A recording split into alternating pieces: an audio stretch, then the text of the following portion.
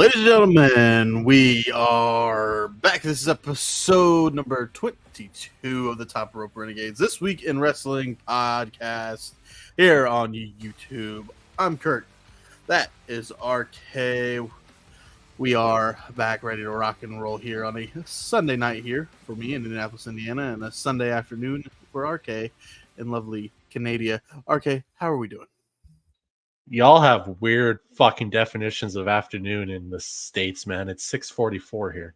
Yeah, It's evening. 9:44 here, Eastern Standard Time. Yeah, no, we are back. Kurt said that 4 times in his little quick monologue there, so clearly he has no clue what he's doing today. Little teaser, Kurt is going to tell you how he got blocked on Twitter. Yeah, we're going to get to that when we get into the news, most likely. I feel like it's a big news story that needs to be talked about. I am proud of the moment. So, we'll see. But other than that, I'm feeling good. RK, how are you feeling? We anything interesting this week with you? Besides watching wrestling? I mean, I did want to, jump off a very tall building Wednesday night after watching Dynamite. I mean, if that counts for anything. Yeah. Honestly, I was hopeful. You're like, there's no way. I'm just like, maybe. You're like, they can't do it 2 weeks in a row. And I was honest. You're right. Usually, honestly, you're like the one who's like the big AEW push. You're like, hey, but no, not this time. Yeah, you were like, they figured something out, maybe, and then we get going, and it's like even Moxley's promo this week didn't hit the same. It was just like, I don't know. He didn't really have a promo. It was his team that I don't know. Moxley should be the one that talks all the time. Actually, I read something on Reddit or something. Some guy's like, I'm a 30-year-old wrestling fan, and this current version of Moxley scares the shit out of me. And I'm just like, oh, it's not real, dude. You can relax. Yeah, we'll talk about more. Sadly, we do have to talk about Dynamite. That's what we do. Once we get to it, you're probably going to hear the inflection in our voice change. The good thing is, with the new format in which we do things, we do Raw, NXT, Dynamite, and we end with SmackDown. So we can end on a high note because I think SmackDown was pretty good this week. Really, all WWE programming was pretty good this week, to be honest. Absolute cinema. Somebody get that company a fucking Oscar, an Emmy. Has WWE won any awards like that? I don't think they have. I don't even think they're in any categories, but they put on cinema, pure cinema. There should be best stuff going. Pro wrestling award at the Emmys. I mean, WWE would win every year. But Tony would win the biggest idiot award every year.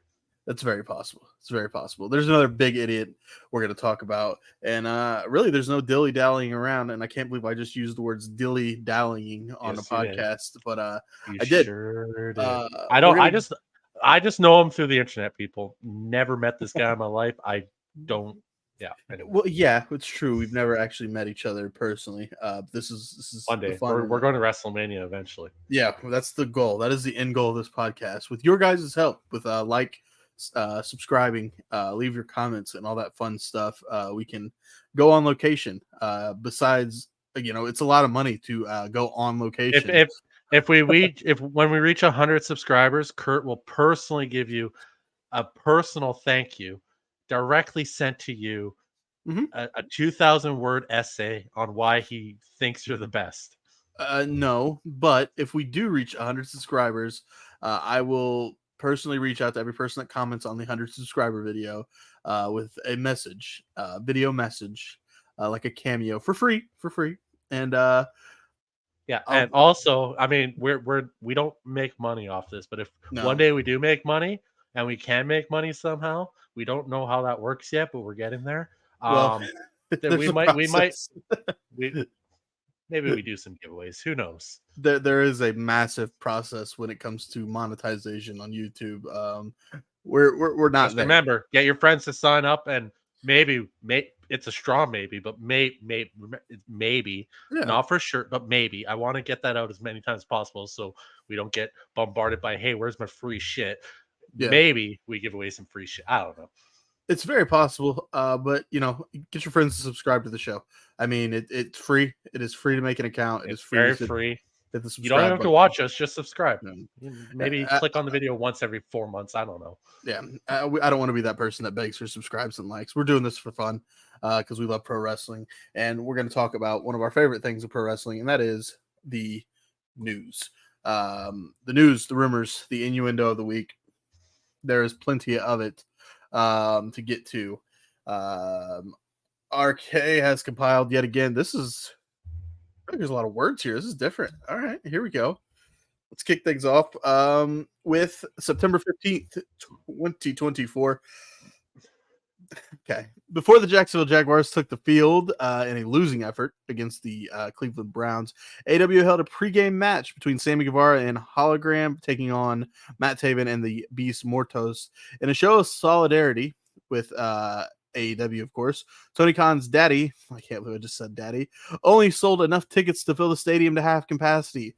That honestly is very generous of Shadi Khan. It is. I mean, if he probably lost a lot of money, but I mean, he's used to it because Tony loses him a lot of money. He made the So wrestlers feel at home. That yeah, was it was good. September 18th. You know what? That one says September 17th. I'm going to go in order. September 17th, 2024, WWE's iconic Saturday night's main event returns to NBC on December 14th. This is pretty cool, guys. It will be held at Nassau Veterans Memorial Coliseum in Long Island, New York, the site of the first ever Saturday night's main event. Said to be a 5-year deal, will be held quarterly throughout the year. This is pretty cool. I'm pumped for this. Saturday night's main events when they were going on, it was their original. I can't find the word I'm looking for. Method of getting wrestling to the fans was Saturday nights before Raw and all those things became. Saturday Night Wrestling was what it was, and so this is kind of they used to do this main event thing to profile their title matches and stuff. Yeah. They used one main event was Hulk Hogan and Andre the Giant, I believe. Don't quote me on that, but Andre the Giant won it on a Saturday night main event, and everybody lost their minds over it because who could beat Hulk Hogan? And they were setting up for like a WrestleMania between WrestleMania 5, I want to say, between Hulk and Andre. I don't quote me on my facts. I'm just pulling them out of my ass at this moment. But nonetheless, Saturday night's main event was a big thing back in the '90s, and we're coming back to it. And I'm kind of pumped for it. We're held quarterly. We're probably going to get some really high profile matches. And I'm sure the first one that takes place on December 14th will be massive.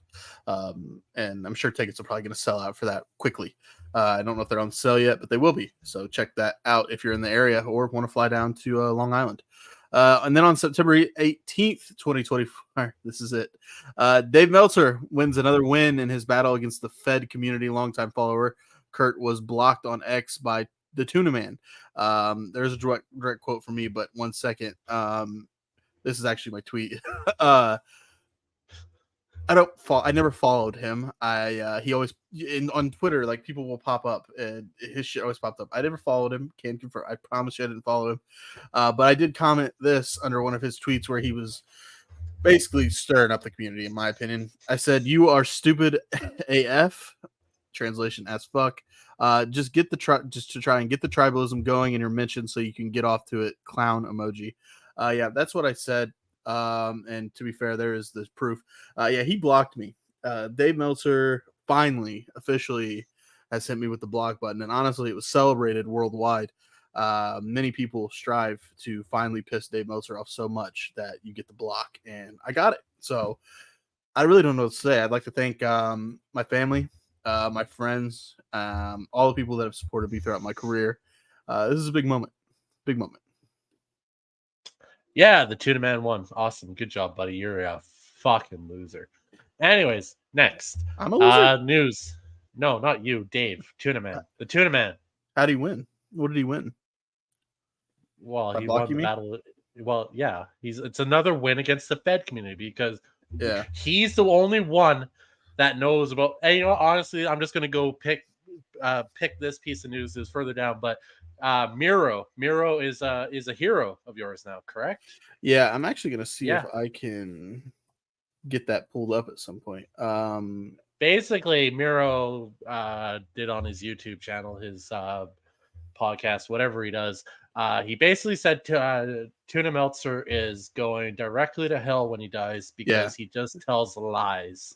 And it's true, he just does tell lies. Prefaced with things might change. Always, but they're all lies. I'm not totally sure, but most likely, possibly, maybe, I don't know. Yeah, he's full of lies. Miro called him out on it. I'm sure Miro and myself now we're both probably blocked by Dave Meltzer. No, he wouldn't block Miro because it's he's got to see the news.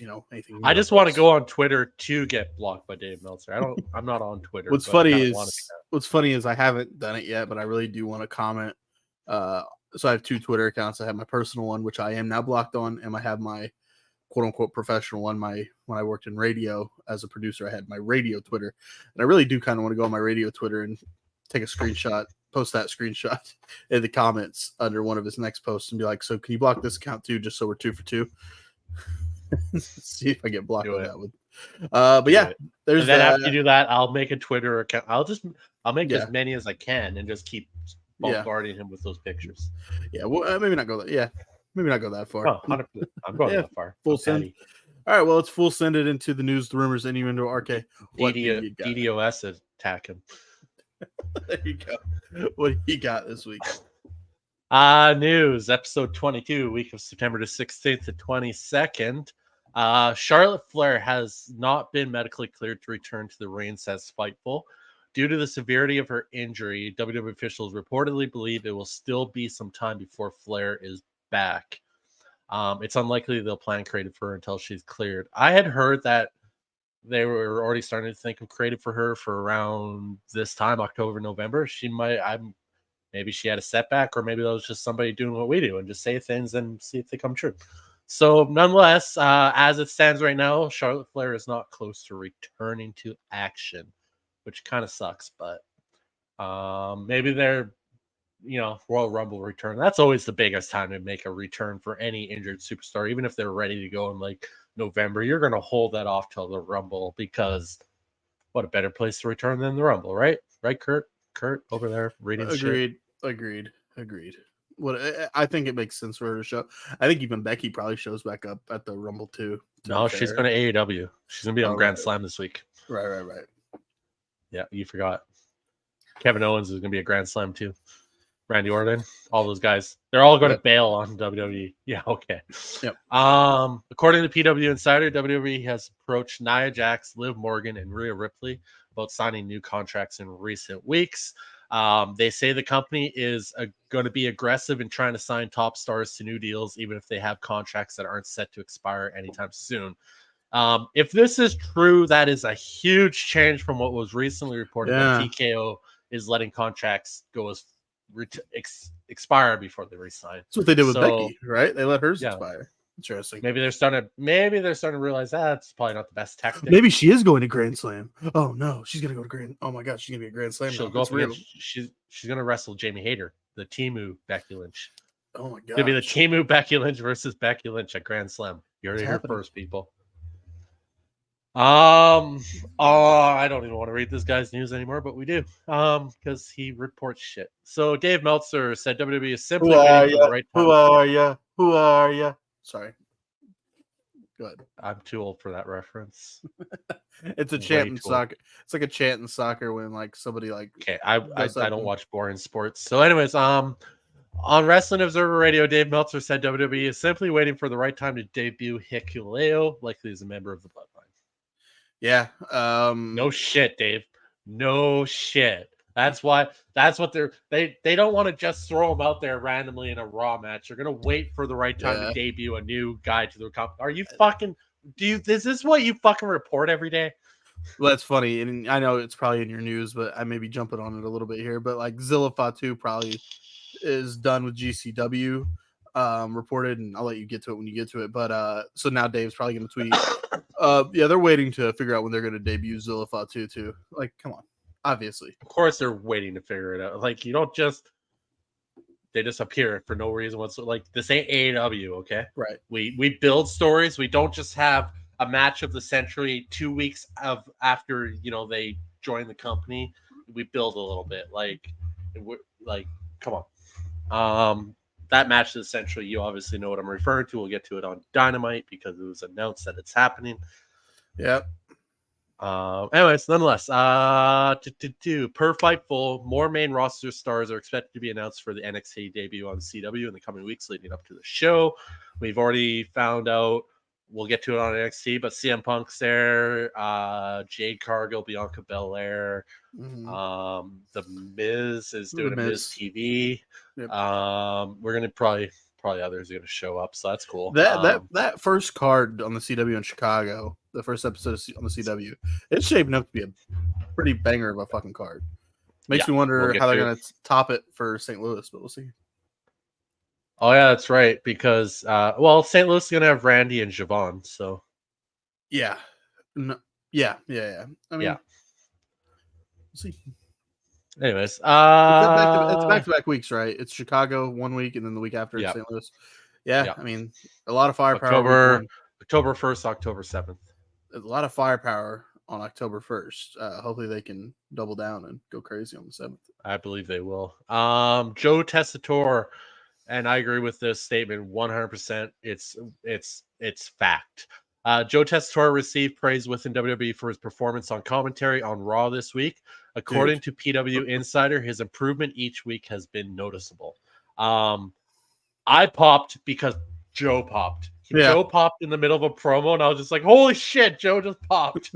Joe, and if you've watched, you can see he's a fan. He's a fan, and he's a professional too, and you can tell. I liked his debut, but you could tell that he didn't know much of the moves. That motherfucker must have saw, like you said, the heat on the internet. People say, "Well, he doesn't know what the moves are called." He pulled out a binder. Or he just watched film. He started naming moves. I didn't even know the name of moves too. Yeah, I was like, "Holy shit!" He's getting into it. He's getting better and better. And he's fantastic. It's all a pacing thing. Obviously, you go back and watch our first couple episodes of this shit. And it's just like in anything, like in the NFL, like people criticize quarterbacks are rookies week 1. They're like, "Oh, he's terrible." Like, dude, let him get a couple reps. You got to do it in real time, and now he's doing it in real time. Defensemen in the NHL, it's been a well-known fact that most defensemen don't develop until their late 20s. It's a learning curve because defense is a very hard position to play. A source told Wrestling Observer's Dave Meltzer, a source, sure, that Rampage will end. Well, actually, this has been mentioned by multiple outlets. I would guess Dave Meltzer is just taking credit for it, but nonetheless, the Rampage will end with AEW's new Warner Brothers Discovery deal that has not been announced yet, but it's a done deal, 99.9%, but not announced yet. So actually, the numbers are now being changed around. So who actually knows what's going on? Fox might be doing. I don't fucking know. So yeah, the room. I'm just gonna read that because I lose my mind over stupid shit like this. This is just hearsay. Source told Wrestling Observer Dave Meltzer that Rampage will end with AEW's new Warner Brothers Discovery deal. The rumored Shockwave new show would air elsewhere and become AEW's third weekly show. Meltzer speculates that AEW programming on WBD owned True TV would be the replays of Dynamite and Collision. So Rampage pulls on average 150, 180,000 viewers. Like, let's see real quick. Who cares? They did.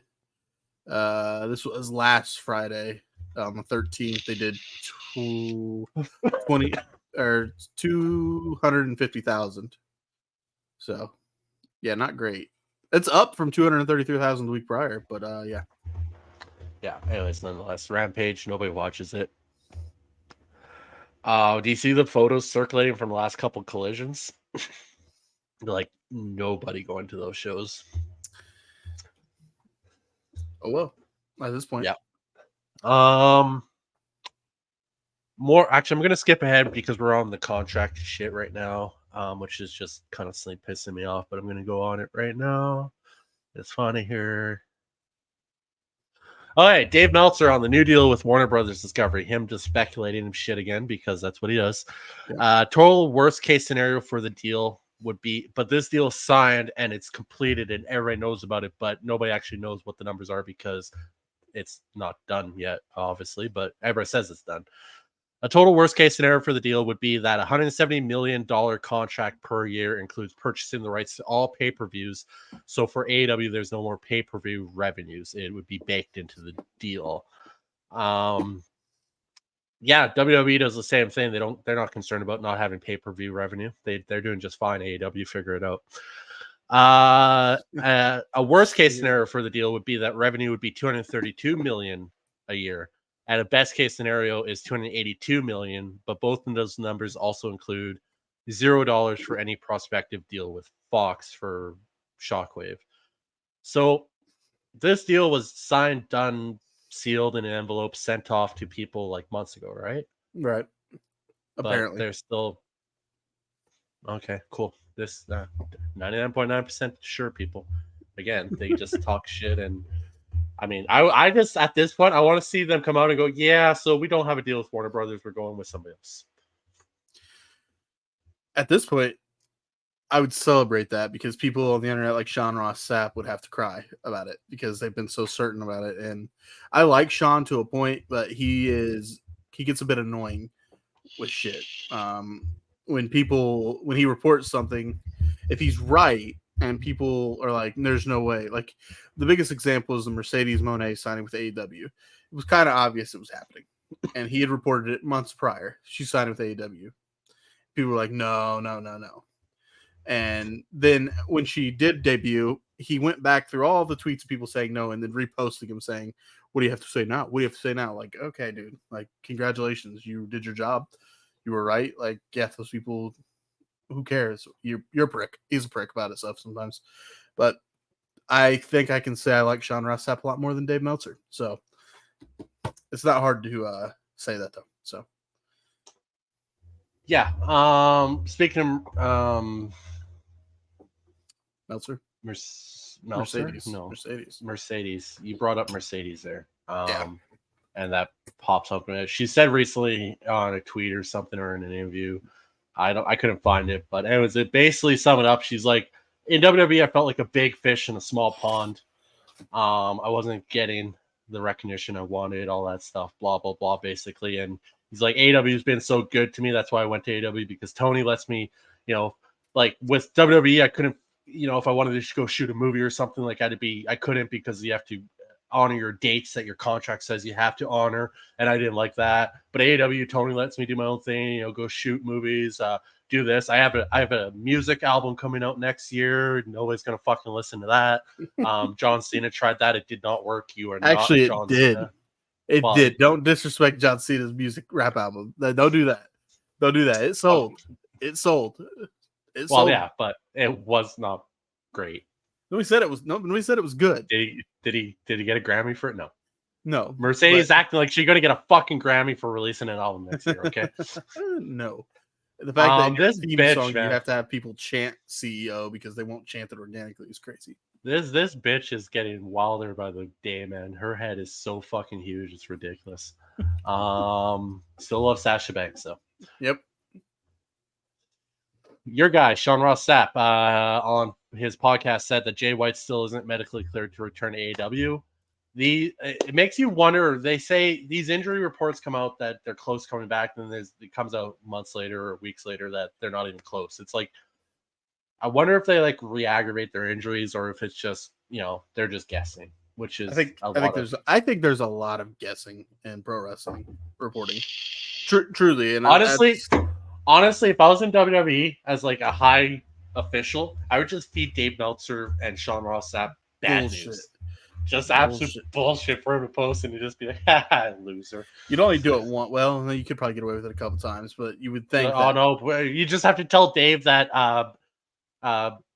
direction changed on the idea. Yeah. So sorry to feed you that wrong report there, Dave. I'll get you something next week. We changed direction on what we were going to do. I'll get you next week, Dave. I'll get you next week. Dustin Rhodes' contract is set to expire at the end of this month. Fightful Selects reports that AEW is yet to sign Dustin Rhodes to a new deal. I'm looking at a quote on my screen right now from Dustin saying, "I love AEW. This place is good for my soul." So I don't know. Fair enough. We'll see. But they don't. There's nothing. What is he? He's a tag champ though, Ring of Honor. But yeah, I mean, what more is there for Dustin to do though in wrestling? But I mean, He's he can still go, which is great. He can still do some shit. But I'd like to see him back in WWE, at least with Cody one more time. Bring out the Goldust and Stardust tag team one last time. No, he can beat Dustin, but he's got to do Goldust one more time though, doesn't he? Maybe like Cody goes heel and Dustin has to come back to bring him back to being a baby. As face. Goldust, As Goldust. just did it. Yeah. from the cockles of my soul. That was one of the best Goldust moments. And Booker T. The Austin one too. The Austin one was good, where he takes his sandwich in the end. He's like, "Oh, sandwich." Earlier this week, WWE filed for trademarks on Austin 316 and Shotzi Blackheart. Obviously, the Austin 316 is probably just re-upping the trademark, as it's obviously never going to go away for them. And Shotzi Blackheart probably re-upping it, and she's probably also coming back soon. So yeah, good. Well, she had an ACL injury, didn't she? Yeah, I watch her. I follow her on Instagram. She actually is. She does a lot of fun shit. She's into like she's really into Halloween. Shocking. Yeah. But no, her Instagram page is a lot of fun to follow. She got hurt. She was supposed to have the NXT title match against Lyra. She got hurt in the Lyra match. Yeah. Yeah, that's what it was. Yeah. I was trying to remember. That was trademarks. That was before WrestleMania, wasn't it? Like, I want to say just after WrestleMania, maybe February. No, you might be right. Yeah, because Roxanne was champion after WrestleMania weekend. Yeah. So it was probably February. Okay, this is a long one. WrestleVotes Radio claims that WWE SmackDown on the USA Network will change to a 3-hour format beginning on January 3rd, 2025. This will coincide with Raw's move to Netflix. There are also internal talkings that SmackDown might be available to watch on Netflix the day after it airs on TV in the States. Obviously, in Canada, we get it all right off the hop. The whole back catalog, everything is coming to Netflix. I'm sure they'll probably just have a tab that says WWE, and I'll just be on that all the time. Because Sportsnet is fucking around, and I can't even watch past episodes of anything anymore. So they must have lost their rights to the back catalog already, or it's just their internet sucks. Sportsnet's website app just sucks in general to begin with. I pay it because it's the only way to watch the Canucks and the Blue Jays, but their website is just trash. Their phone app's a little bit better, but nonetheless, the amount of money I spent for that shit, it should be better. Nonetheless, WrestleVotes clarified its claim about SmackDown moving to a 3-hour format starting on January 25th by saying the plan is for it to only be a temporary change. After 6 months have passed, SmackDown will go back to being 2 hours. However, people in WWE told the Wrestling Observer newsletter that the runtime of both Raw and SmackDown starting in January are both open to discussion and nothing is final. This was subsequent over 3 days of reports. So WrestleVotes reported the 3-hour move the one day, and then the next day they're like, oh, wait, no, it's just till June. And then the next day they're like, well, nothing's final. So again, they just report the first thing that comes to them, and they don't care if it's 100% true or not. No. I think both shows, that's a lot of wrestling to watch each week. What more could we want? You're right. And I think I'll be interested to see how SmackDown handles a 3-hour show with They'll what they figure have. it out. Oh, yeah. They'll figure it out. Let's figure it out. WrestleVotes mentioned that WWE is interested in booking a John Cena versus Logan Paul match during Cena's retirement tour in 2025. There's a lot of names I've been seeing floating around, and there's a lot of names that we speculate in our head. I'm gonna sound like thing. Shout out to Kyle Wells, the Wells Mania podcast. He'll be on here. He's a big John Cena guy. He once drank a PBR with John Cena in Indianapolis, Indiana, downtown. That is how did he even see him? That's what I asked, and he's like, he was there, man. But yeah, I want to get his opinion on what he thinks. Cena's final match, who it should be. I think the answer I've been seeing is Randy Orton. Final match. It'll be December, and Teddy Long will come out. He's like, "Player, you're going to face the Undertaker." And I think I asked this question. I'll ask Kyle when he comes on if you think John Cena's last match should be it'll be a special event. I think, but Somebody I saw said that should John Cena's last match be like its own pay-per-view. I don't know. Yes. You know, Create a December pay-per-view just for John Cena. right? December instead of December to Dismember, which was an old pay-per-view. You remember that one? December to Remember, the farewell John Cena pay-per-view, whatever you want to call it. Yeah. Have him wrestle 12 people. Just Gauntlet match. all in succession. That honestly could be cool if he's up for it. A gauntlet match, and it's just all of his former foes just come into the ring. I want to see John versus AJ Styles one more time. Their match at Royal Rumble and SummerSlam were fantastic. You know what? We're not going to get it, but what I would want to see for sure is John Cena versus Kurt Angle one last time. Yeah, I don't think Kurt can go. But man, yeah, that would be cool. Cena versus Edge would have been dope to see again. To be honest, that won't happen. Randy makes obviously is the one that comes to mind. Yeah. Logan Paul would be so sick. Braun Breaker, kind of the new guard. Get some rubs. Get some rubs for the young guys. Did you see Scott Steiner's son? The picture of Scott Steiner? Yeah. You saw it with the gold belt and the thing. I was like, oh, there's another one. The kid's name is Brock. Braun and Brock Breaker.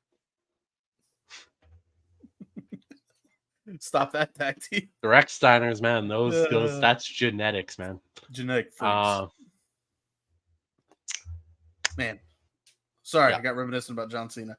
Yeah, it's going to be a fun year of John Cena. It's going to be the year of John Cena. It really is. It's going to be the year of John Cena. 2025. Wrestler of the year 2025. Book it now, John Cena. This is another thing that's going around, but it's probably the same thing that happened before. But nonetheless, Lucha Bros have been reported to have signed a multi-year contract with WWE. We'll go directly to the main roster. In response to a question about yesterday's rumor, the Lucha Bros have signed with WWE. PW Insider's Mike Johnson said Phoenix and Penta are still under AEW deals, so they couldn't have signed anywhere else. He did say it's expected the brothers will join WWE as soon as they're able to. They probably have a handshake deal, I would imagine. That's why almost everybody's on this that they've signed. So yeah, I'm worried because Tony can still add a year to Ray's contract. He could if he's a bitch. He is a bitch. So, but he'll get crucified if he does that at this point. Yeah, he's used to it at this point. But it's interesting because if he does go that route and he adds a year because of the injury to Phoenix, it's kind of like, dude, don't you want like the pro wrestling landscape to be good and great? This is you hampering a situation, because what's going to happen is if he adds a year, he's not going to use Ray Phoenix. He's going to sit it aside, right? Yeah. Like Ricky Starks right now. I hope Wardlow. That's coming up, but Wardlow too now. I'd gain a little respect for Tony if he just didn't do that. Yeah, and he just let it happen. Just because Vince McMahon back in the day, that was the way to treat contracts, be a dick about it, doesn't mean that you have to do it now. Triple H doesn't hold. I'm sure, somebody came to him and said, hey, look, it's not working for me. Triple H will probably be like, yeah, sure. Yeah, we'll let you go. I mean, just don't go to AEW, you bitch. No, I'm just kidding. Yeah. But, I mean. Well, remember, you got your 3 months, but, Yeah. It's, yeah. We'll see what happens. Because I was reading the same thing. Fightful is saying that they haven't reached a contract yet. I'm sure it's a handshake deal. It's well known. AEW sources, all I have is AEW sources haven't confirmed Phoenix's contract status.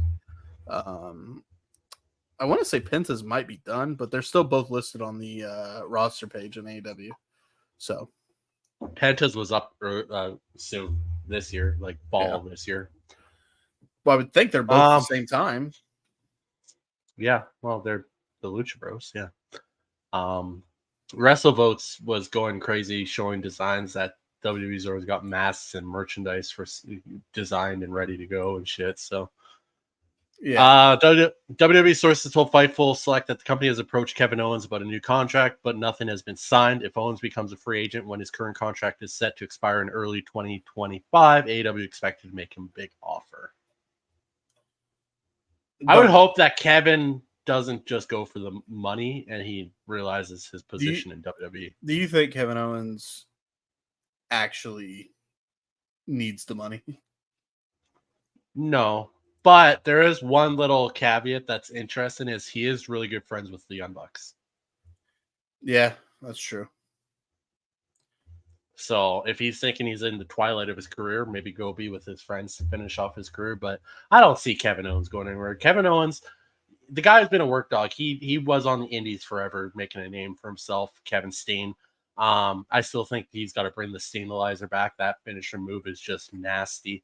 But nonetheless, WWE made him a superstar. The guy is front and center of so many stories all the time. He's your go-to guy when you need something to happen. Like he's hot. Like I don't think the WWE lets him go. That heel They turn, do I something. think that heel turn's coming, and it's going to be beautiful. Well, think about it. I mean, Cody has basically betraying Randy, Kevin, Seth, all those guys that helped him win the title to fucking join up with Roman and have a match with him 6 months later. It's in the story. It's in the details, people. Pay attention. On his Grill and JR podcast, AEW commentator Jim Ross said he'll be working next week's Grand Slam event in New York City, as well as the Wrestle Dream pay-per-view in October. In general, Ross thinks his AEW work schedule will be busier going forward. I love JR, legend. Yeah, we Grew talked up about with this that last guy as week. commentator, but I think, no, dude, you really it's rough listening to him. I don't It's rough. mind. It's rough-ish to a point. I like hearing Ross's voice again because Iconic. It's iconic. Listen to his voice. Don't listen to the words, if that makes sense. Because there's a lot of mumbo jumbo coming out of his mouth. It's like, what is he talking about right now? But it's still Jim Ross. So, I mean, it'll be cool to hear his voice. It'll probably be the most exciting thing on Dynamite. Yeah, that's facts. According to PW Insider, there's been talk of building a faction around Deonna Purrazzo and AEW. If this is true, actually, I also read something that her first member is Taya Valkyrie. Yep, I read that too. I'm here for it. Deonna Purrazzo, I love that woman. She's amazing. I want to see something happen there. Was it Taya Valkyrie or was it Tay Mello? I heard Taya Valkyrie. I think you're right. I hope it works, and I hope it's not on Collision. I hope that it's a thing that they can push on Dynamite. I could see Deonna going to get some Mariah at some point. The question is, where's Tony Storm at? Chilling, she's taking a much needed vacation. To be fair, she carried that women's division on her back for 2 years. Right? Yeah, Mercedes didn't do shit when she showed up. But she's champion. Remember that. Yeah, they're prioritizing the quote unquote mid card title, if that's what you want to call it, not the world title, which is wild to me. It's shitty matches, I know, and shitty promos and everything. It's really.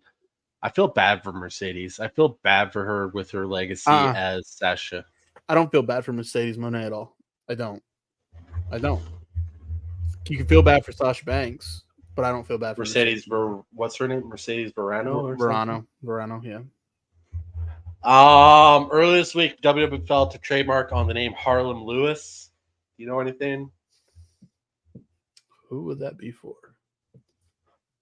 No I don't. clue. I don't. Could be an NXT talent. Odyssey Jones. He's back. It could be one of the NIL NXT talents. Harlem Lewis guy looks a lot like he's not the same guy. Not the same guy. Regarding Swerve Strickland's time off from AEW, the Observer was told that he will be back sooner than originally expected. That means it's possible he could be booked on next month's Wrestle Dream in his hometown of Tacoma, Washington. Yeah, the AEW needs Swerve on TV. That's when he's coming back, is what you said? No, he was scheduled to be off for a while because of shooting a movie, but now he's going to be back sooner than originally expected. Some saying he could be booked as early as Wrestle Dream. He'll be on. He's got to be on Grand Slam. I'm sorry, if he's available. If he's not busy doing the movie thing, but if once again, I said this when he went up against Bryan Danielson and defended. If this is your guy, which he truthfully, since he won the title from Joe, he became the guy in AEW. You need him on TV again. I know MJF's off TV now again. He's shooting a movie. But you almost need MJF to be on Grand Slam too. This is your 5-year 5-year anniversary, right? Of Dynamite. Not this one.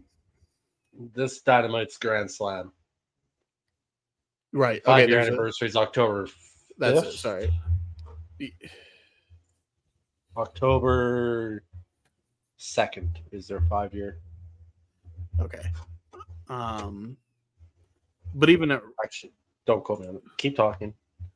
Don't quote but me. Even a Grand Slam, I feel like you need. Yeah, big names. October 2nd is their 5 years. Okay, so that's not this week, but next. You need. I think you need big talent for Grand Slam with it titled Grand Slam. Does that mean every gold's on the line or some shit? No, I don't know what it means. All I know is they're making it a pay-per-view in Australia next year. Okay, well, we'll see.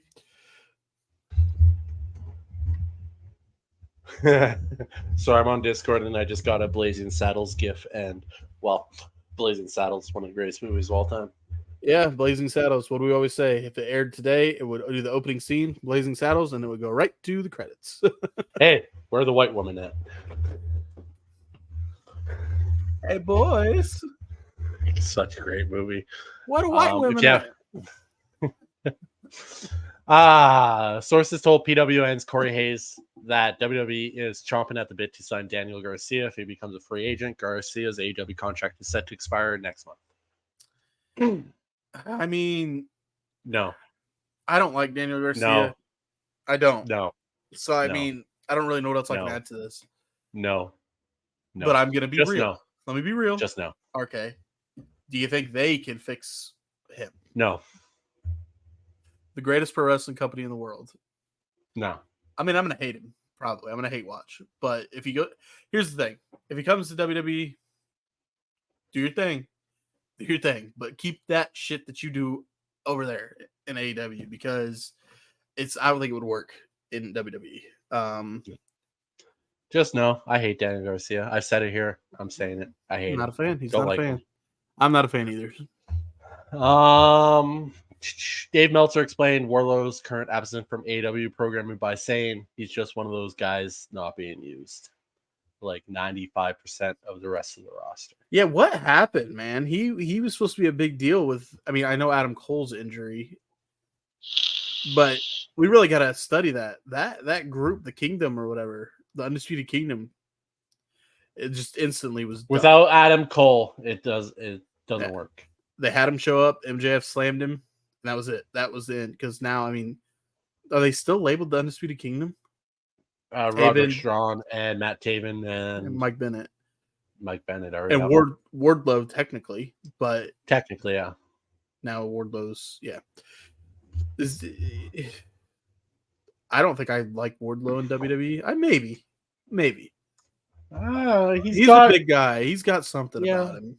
Yeah, we'll see. Another one. We'll see. I take him.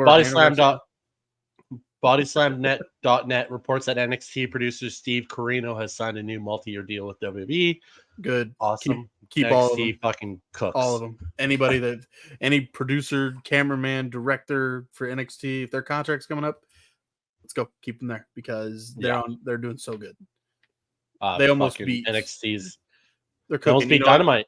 Yeah, I was going to say, beat Dynamite. Since you we're got there, the numbers. You got the numbers. You got the numbers. And once again, since we do this on a Sunday, for some reason we don't get the most recent. So SmackDown. We'll do the previous SmackDown. Yep. So we'll start with the previous SmackDown, which did 1,723,000 and a 0.55. They did not hit the 2 mil mark, but 1.7 mil.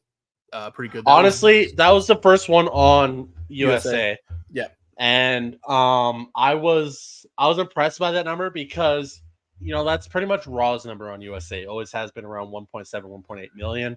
I thought the drop off from Fox would be bigger. I was expecting to see it down around. Actually, 1.4. that's what I'm looking at. The final SmackDown on Fox was a 1.770,000 with a 0.45 in the P18. They were going up against first week of football. On Friday? on the last Fox SmackDown. Yeah, it was opening Friday. Even so, the SmackDown on the USA Network debut did basically the same, 1.723. I'm just saying, I was expecting that the drop off was going to be bigger, but they pulled what Raw does on USA, so that's a good number. They actually pulled better than Raw because we're going to get to that real quick. I already mentioned Rampage doing a 250,000 with a 0.07 rating. Collision on TNT Saturday did a 268,000 with a 0.08 in the rating. Monday Night Raw from this past week did 1,509,000 with a 0.49 in the demographic. That is up from the previous Monday Night Raw. NXT 677,000 with a 0.21 in the rating. AEW Dynamite 687,000 with a 0.22 in the main demographic. Every time I see that NXT number creep close to being higher than Dynamite, that's a problem. Yeah, that is up pretty good from the week prior. From NXT, the week prior, NXT did 628,000 with 0.19. A bit of a drop off though for Dynamite because the week prior they did 716,000. So, and you know what? It correlates in my eyes because the 716,000 viewers was a really good Dynamite. If you look at the graph that showed the by minute viewers, down. When it started off at like 780,000, and then by the end of the Jericho match, it was down to under 700,000. And we'll get to that. Yeah. We'll get to that. Yeah, there's your ratings. Oh, this is the fun stuff. A lady was at Raw this week with a sign that said, "I quit my job to be here." Ethan Page posted the picture on X and said, "Hey, me too, lady." Is Ethan Page not just on fire right now? He is the best. He's my favorite kind of heel, I think. Yeah. The ego, the egotistical, hit him with a smile. Oh yes. Shucky ducky quack quack. I don't know what it is about him. He's good. He's not half bad in the ring too. But you hand that man a microphone, he cooks. When he debuted and they had that fatal 4-way little press conference deal in the ring, he was the one with the mic that cooked. Trick didn't stand a chance in a promo against him. And Trick, I always thought his promos exceeded his wrestling, but now I think it's kind of reversed. Trick's getting really good in the ring, but his promos have been like, damn.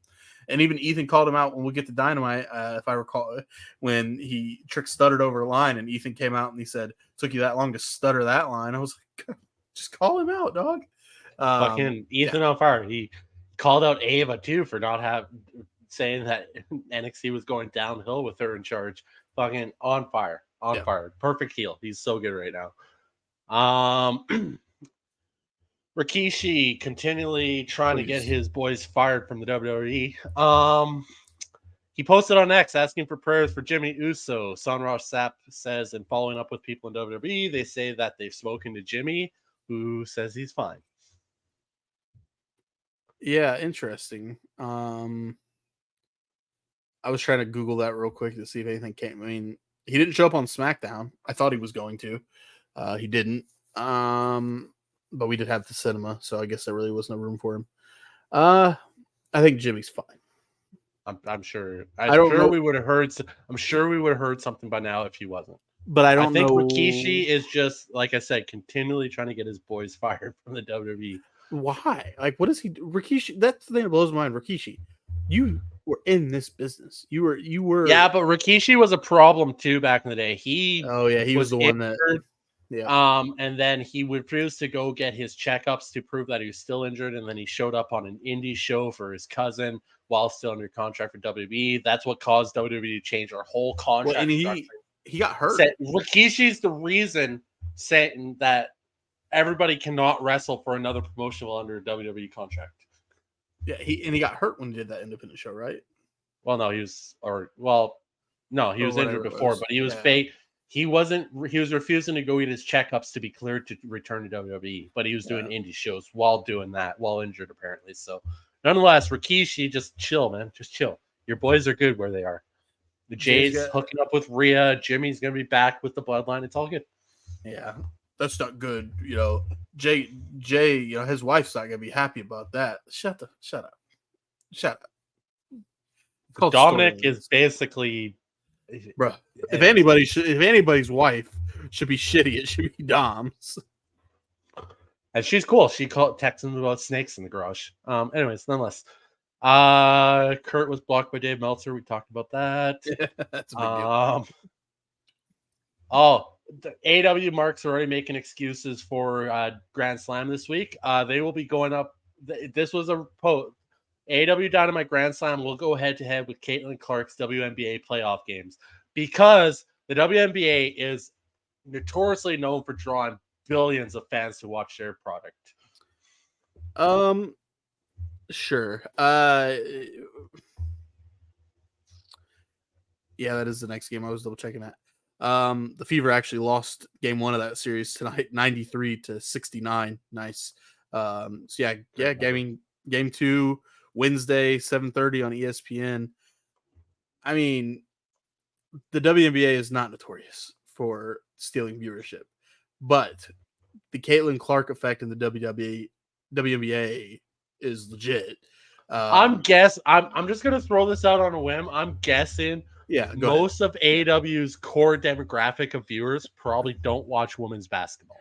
Yeah, I'm just saying. I don't think there's a neckbeard that's like, oh, AEW is on TV tonight, but fuck, Caitlin Clark's playing on ESPN. We probably should flip the channel over. No, that's not happening.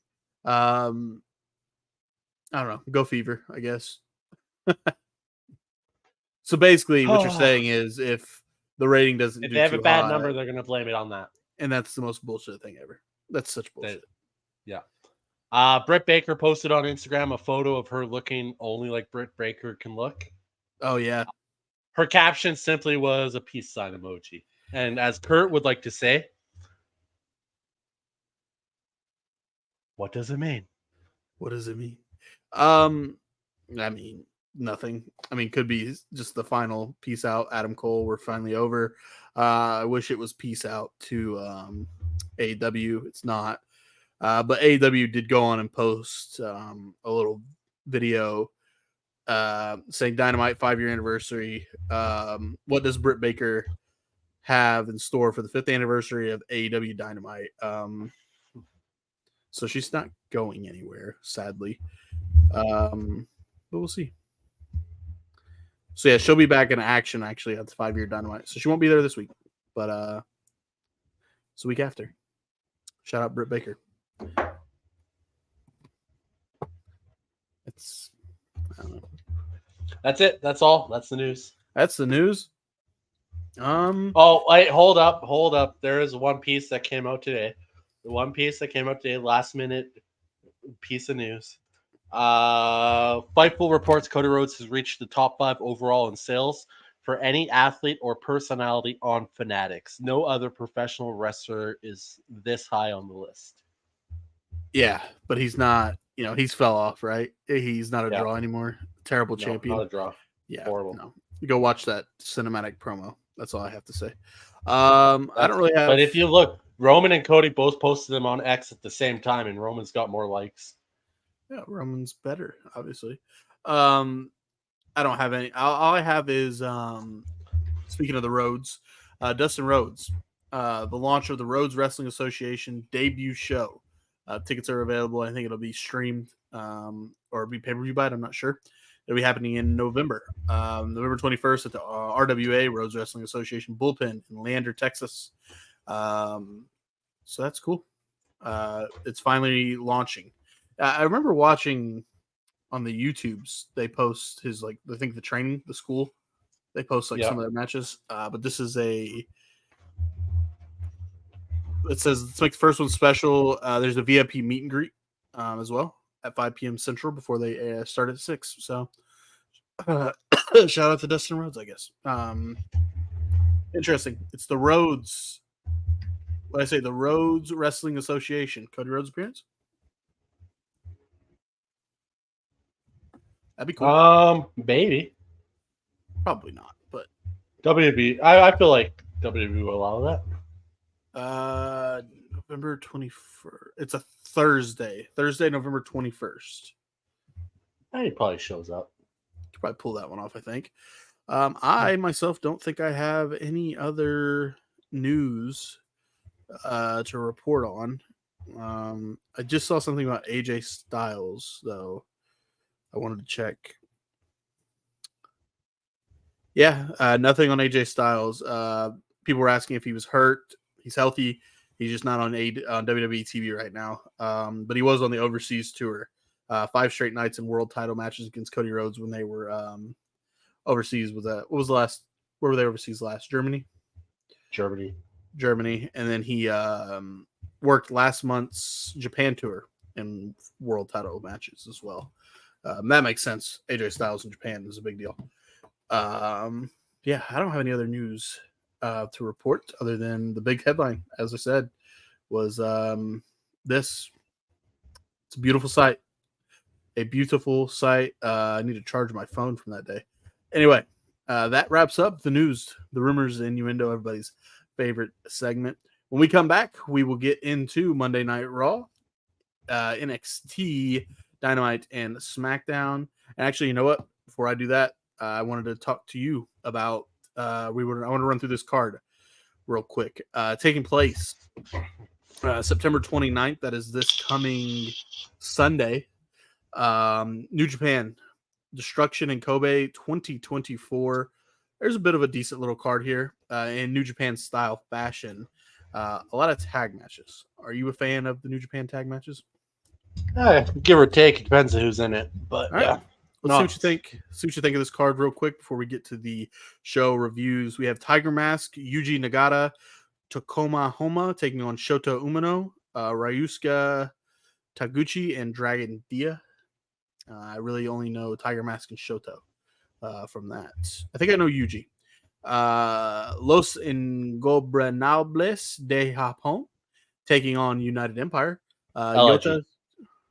Nice. Yeah, that's easier. I should have done it that way. LIG. Right now it's listed as a 3 versus 4. So I don't know if there's something with that. But it's Yota Tsujui, Hiromu Takahashi, Bushi taking on Jeff Cobb, Don Callis. Oh, Whoa. What the fuck? That's legit, RK. Sorry. Let me read that again. LIG, Yota Tsujui, Hiromu Takahashi, and Bushi taking on United Empire's Jeff Cobb, Francesco Akira, Callum Newman, and Don Callis. I was like, it's 3-on-4, and then I saw Don Callis, so I don't know what's going on there. Hiroku Goto versus Gabe Kidd. Just 5 guys. Sanada, Taka Minucci, Taichi versus TMDK's Zack Sabre Jr., Fujita, and there's an X. I don't know who the X represents. It doesn't say question marks, so maybe it's a 3-on-2. 6-man tag team championship. Hiroshi Tanahashi, Toru Yano. That is our favorite. That is the Billboard guy. He will sell you anything. Bolton Oleg taking on House Torture's Evil Show and Yuro Takahashi. IWGP Junior Heavyweight Championship Douki. Oh, that sounds like Dookie. Douki Doki versus Dukai. Yoshinori Kanemaru. Never Openweight Championship Henry defends against Shingo Takagi. The IWGP Global Heavyweight Championship David Finlay defends against Yoshi-Hashi. And then in the IWGP World Heavyweight Championship match, Tetsuya Naito, the champion, defends against Great Okan. That is Destruction in Kobe. Great Okan, that's the United Empire guy, right? I want to say he's LIG. To be fair, or is he House of Torture? He might be House. No, yeah, you're right. Sorry, United Empire. United Empire is Henry. Cal He was Francisco. there. We go. He was the motherfucker that was tied to the cage the whole time. Yeah, and then Henry is the one that died. Yeah, that was That's Great Okan was the motherfucker that was handcuffed to the fucking cage that whole match in Ospreay's last match. That is Destruction in Kobe. They have a New Japan Pro Wrestling Blue Justice coming up. It's looks like there's only one match announced for that one. One to take note of though: October 14th, New Japan King of Pro Wrestling only match announced. That is Zack Sabre Jr. cashing in his Climax winning. He'll, instead of using it at Wrestle Kingdom in January, he's doing it October 14th against Naito at King of Pro Wrestling. That's October 14th. And of course, the big one to watch out for, January 4th, New Japan Pro Wrestling's Wrestle Kingdom 19. Nothing announced for it yet, but that'll be a pay-per-view to pay attention to.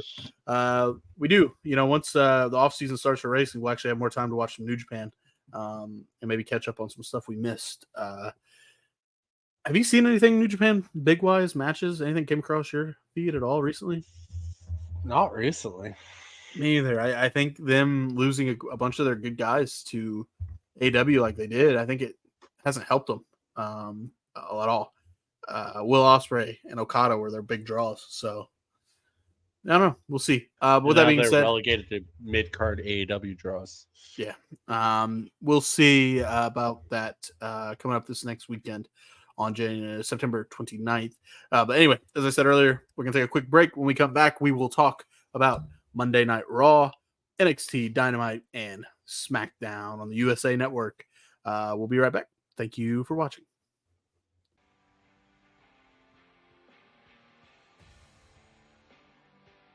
And we're back. Welcome back to episode number 22 of the Top Rope Renegades This Week in Wrestling podcast. I'm Kurt. That's RK. It is time to dive in to the weekly show recaps from Raw, NXT, Dynamite, and SmackDown. We kick things off with Monday Night Raw on September 16, 2024.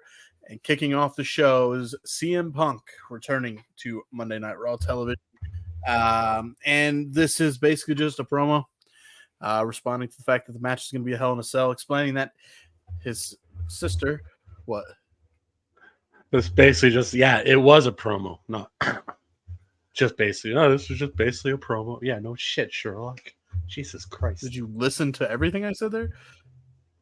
It's basically just a promo. Obviously, it was a promo. Basically, just a promo explaining the Hell in a Cell match. There was a big pause between promo and explaining. He explains his sister, his wife. They don't pacing, Kurt. Fucking pacing. Okay. Do you want to lead? No, not at all. Explaining his sister, his wife, of course, AJ Lee, saying that they didn't want him to compete inside of Hell in a Cell. And there's the angel and the devil on the shoulder. The angel saying probably shouldn't do that, but the devil on his shoulder is a little bit more convincing, advising him to do so, saying he's prepared to die, basically preparing it for it to be the end of CM Punk, and that if Drew McIntyre is prepared for the end of Drew McIntyre, then he guesses he will see him. Drew, don't call me McIntyre. He basically says if Drew McIntyre is prepared for it to be the end of Drew McIntyre as well, then he will see. What's his name? In hell, Drew Macker. Play Alexa, play Return of the Mac. Return of the Mac, C and J Street mix, and similar songs on Amazon Music. You can't. Stop. Turn it off. Turn it off. Can you hear it? Yes. Alexa, stop. Anyway, what did you think of this promo? CM Punk saying, I like the line, I'm prepared for it to be the end of CM Punk. If Drew McIntyre is prepared for it to be the end of Drew McIntyre, then he'll see him in hell. What do you think of the open to Monday Night Raw? This was a deadly serious Punk. We don't get that too often. No sarcasm, no humor. And honestly, just makes the Hell in the Cell seem like it's a big fucking deal. I wasn't, but I was shocked that they're going to put Punk in a Hell in a Cell match. No, he's ready. He looked. That strap match was a fucking slog. Was. He showed that he has the stamina to still do it. I'm intrigued to see what him and Drew come up with. What they're going to put themselves through. I hope they utilize the fact that it's Hell in a Cell. I miss the spots where if Punk doesn't come off the top of the cell through a fucking table, I don't think that's going to happen. But if it does, I'm going to pop. And just as a side note, we are going to try and attempt how we can do live watch-alongs. I think we have a system in place we might attempt. We obviously can't air stuff on here, but we can always do this going live and watching a screen to our side. It may be a classic how we used to do it back in the day where we just plugged in plugged in an For earpiece. pay-per-view, we could definitely probably do it that way because no commercials, right? So Right. So, and just for those that watch, when we come on here and we watch the weekly shows, we're normally an hour behind. So we skip through all the commercials. It makes it easier to watch and quicker to watch. But yeah, for pay-per-views, it kind of does. It's an attempt. I kind of like that idea. We should try it. Give our little instant feedback on the matches. We can test it potentially on a Raw or a SmackDown, and we can see what it does. But I mean, you have multiple screens in front of you. I have a screen right here. I could always fire up the good old YouTube TV over here, and we just have to link up like we used to in the past. That's how we used to. Or you share it on Discord and we watch it that way. Yeah, but the quality's not great. I think we established that, didn't we? That was tough watch, wasn't it? Yeah, the quality's not great on my end either. It's not great on whoever. When you shared stuff, it's just how it's set up. But nonetheless, we're gonna try and we'll figure it out. We'll figure it out. I would like to go live for Bad Blood because I know for a fact on Bad Blood there will be the issue we've ran into with pay-per-views is work. I've been at a racetrack working. We've been behind. Bad Blood is October 5th, and my schedule is free and wide open, so we can watch it in real time. And that'll be earlier start time, correct? With the UFC pay-per-view taking place. Yeah, they're scared to go head-to-head with this company. But yeah, that was CM Punk. Serious CM Punk, as RK said. No fun. Walk straight to the ring, walk straight to the back. We get Sheamus versus Pete Dunne in our first match, where Sheamus cuts a hell of a promo where he basically antagonizes the crowd to not call Pete Dunne Butch. Therefore, the crowd is going to call Pete Dunne Butch. The match, Pete Dunne does pick up the win, utilizing a cricket bat. Hit him in the back with a cricket bat, allowing Pete Dunne to pick up the win. What did you think of the opening match here to Monday Night Raw? Sheamus again proves why the WWE is lucky to have him. You can put him out there in any kind of match, any kind of spot. He's going to give you a good match, regardless of whatever it is. And he's always going to elevate the other person in that match, too. This was a good rub for Pete Dunne getting the win here. The cricket bat was different. I liked it. I'm sure it's going to show up again. Did you see videos of Sheamus from today? He was the hype man for the Tennessee Titans. 12th man. And speaking of wrestlers at NFL games, going a little off topic, you mentioned it, and then the Chicago Bears and the Indianapolis Colts played today. Seth Rollins, noted Chicago Bears fan, was at the game. He was in the McAfee suite area, field suite, with T.Y. Hilton, former Colts player, McAfee, of course, there, and all the Stooges from the Pat McAfee show. T.Y. Hilton pushed Seth Rollins over the wall onto the field, and Seth Rollins had to get taken out by security. Pretty good little moment. Obviously scripted. It was all set up. It was on the big screen, but pretty good stuff. Seth Rollins, and he tweets this every time. I hate football. I hate football. He tweeted it today. The Indianapolis Colts picked up the win. Rhea Ripley and Damian Priest are backstage talking about Bad Blood, and they cross paths with Jey Uso. Uso tells Priest he'll be watching his match with Dominic Mysterio later, keeping an eye on it. We learned that match is the main event. Xavier Woods shows up and asks everybody, please don't interfere in the World Tag Team Championship match that they have against Judgment Day later.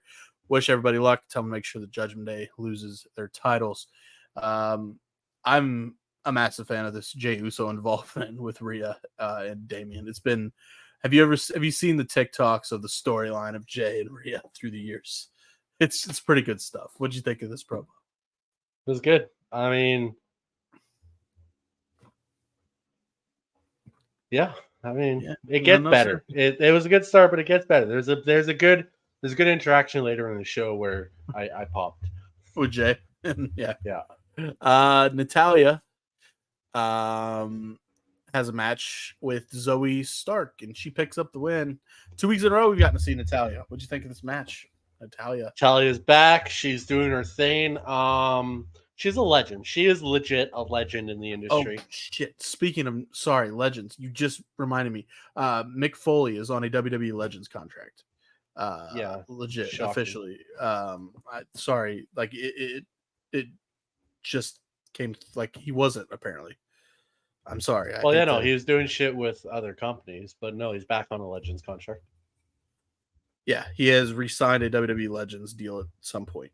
Yeah, he's gonna go off the top of Hell in the Cell. He wants a farewell death match apparently still. So, and Matt Cardona offered to be the one to do it. So, hey, king of death matches. Oh yeah, sorry, Natalya, legend. Yes, win over Zoe Stark. The match itself, what'd you think? Yeah, it was a good match. I mean, Natalya's quality in the ring. Zoe continues. Zoe's great in the ring. Continues to have absolutely no aura. I like Zoe a lot. I really do. It's just she doesn't come. She has nothing. Yeah. It drives me insane because she is so skilled in the ring. That springboard drop kick is still blows my mind every time I see it because it's just wild watching her do that. Pure Fusion Collective takes another loss here. They're starting to look awfully weak. Not that they ever really looked strong to begin with. I mean, coming out to that name in the first place kind of ruined everything. But yeah, they just keep losing. It's weird. Yeah. Natalya picked up the win's pretty cool. We'll see what they do with her going forward. You know, if they're actually going to do the mid-card women's title belts, I can see Natalya being the first one to win it and then elevating a younger superstar, taking the loss eventually down the road with that. But we'll see. Up next is where RK does pop. Rhea Ripley is getting interviewed, but she gets interrupted by Finn Balor, where Balor basically tells her that he's the one who told Dom to go with Liv. Let me get the J part. You start. I got the J part when he comes in. Go. Okay. Finn Balor goes on a rant telling him he's the one who advised Liv Morgan. You guys are the one that turned it family. He was the one that held it together. He was tired of being bossed around. Enter Jey Uso. Jey Uso comes in and he asks, "Hey, you got a problem?"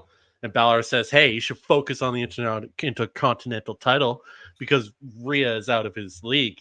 Balor leaves. Ripley says Balor has a point. Jay's like, "Hey, what? That you're out of my league?" Ripley like, "No, about the title." He's like, I was gonna say. Yeet. No, this was hilarious. This was good. This was gold. Jay is so good. Ripley, so Balor, everything here worked perfectly. This heel Finn Balor's been good to watch. This heel Finn Balor is the best thing that could happen for Finn Balor. Period. Not that they were underutilizing him, but he said it. Having him relegated to a sidekick is kind of ridiculous for Finn Balor. The dude was leader of Bullet Club.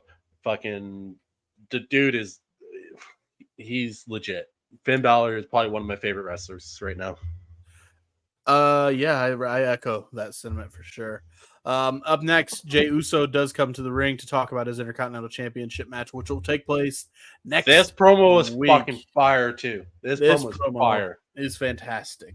Braun Breaker, of course, comes out to interrupt him, and they kind of just go back and forth bragging. Braun says how he's done more as a single superstar and won more in 6 months than Jey Uso has done in 14 years in the company. Jay's response says, yeah, okay, I've been here. He said, how long? 14 years? That's a hell of a lot longer than your NFL career. That is the nail in the coffin. Mic's drop. Braun went to go for his spear, but he got caught with the Jey Uso spear too in this promo. So that was okay. Two things. Yep. One, unbelievably difficult to believe that Jey Uso's spear would take Braun Breaker down. Just saying. Two, the whole thing about Braun Breaker saying that he doesn't need his family or their name. That's why he goes by Breaker and not Steiner. While Uso has required his family to do everything. Fucking gold. That was a big line. I'm interested. I don't think Braun Breaker loses to Jay, but they're very fine line here right now. I think Braun could take the loss and then win it right back. Whatever. But they're running a risk of Jay failing in any big time spot. Yeah, he's lost every singles title opportunity he's got. Maybe there's a series coming and Jay does eventually get it. But yeah, that's the thing, man. I think Braun could lose the title here and it wouldn't affect him one tiny bit. Is this comparison wrong? Jey Uso and LA Knight are the same. Yes. They're both over as shit. They're white hot, but neither of them were world title winners. Because I don't think Jay's going to get that. Well, LA Knight kind of did get screwed by Punk. To a point, yeah, I agree. And I mean, he did put on a great match against Roman Reigns, but we all knew Roman wasn't dropping the title to LA Knight in Saudi Arabia. I don't know, man. I want Jay to win for some reason, but because, like you said, Braun can eat the loss. He's that good. But at the same time, I think they're going to let Braun Breaker go. Braun loses the title, and then he just fucking loses his shit, just destroys the whole backstage area. And he's like, this isn't... Hell, even give it an unclean win to Jay.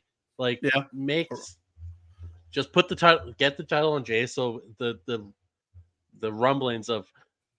Which is just stupid to begin with, because a title doesn't make the wrestler. A wrestler makes the title. No, yeah. So, but I don't know. Give him a sketchy win in a way or something. Not a roll up, but foot's on the rope, under the rope. I don't know. Do something that you guys have done in a million other matches, and then Braun just loses his shit, destroys the backstage area, and then give him back the title at like fucking Crown Jewel or something. I don't know. I'm sorry. I looked up at the that would TV, work. and there's a drone shot going right now. Sunday Night Football's on, but it was literally the Georgia Tech Stadium. We'll get to Friday Night SmackDown, and I'm like, oh, I'm looking like, are they talking about that? They may be. I don't have the audio on, but they showed the whole Georgia Tech thing. That's cool. I think Braun retains, and I think he goes on a hell of a run. To be honest, I think it continues. But at the same time, I think I said this to you. I wouldn't mind Jay winning, and fucking. The rocket ship isn't already on him. Put on 2. Fucking give him a world. I don't care. Put the world title on Braun Breaker at this point. He's that damn good. But Gunther is also that damn good. So interesting spot. And it's a good thing for WWE to have this many stars and, have us questioning, should they? Shouldn't they? Nothing wrong with it. Up next is the WWE does have a very bad track record of lately of leaving titles on guys too long, though. Yeah. I mean, look at it right now. Cody. Back in the Attitude Era, the title would change hands on Raws. They would change hands on weekly shows. That was my big issue going into WrestleMania this past WrestleMania was the reigns of Roman, Gunther, Rhea, Seth Rollins. All those titles, pretty long reigns. I even think Io Sky's was pretty long as well. And you can get away with it if your talent pool is weak. Your talent pool is not weak right now. Not at all. Anyway, WWE World Tag from Team. like 2015 to 2020. Yeah, you could get away with the guy holding the title for 4 years because you only had 5 guys. WWE World Tag Team Championship. The Judgment Day finally defending those titles since they won them. When was it? Hey, when you're that good, you don't need to defend them. Yeah, it's been a while. They have not defended them yet. This is their first title. It's almost like the WWE needs a new tag team to come in and set the world ablaze.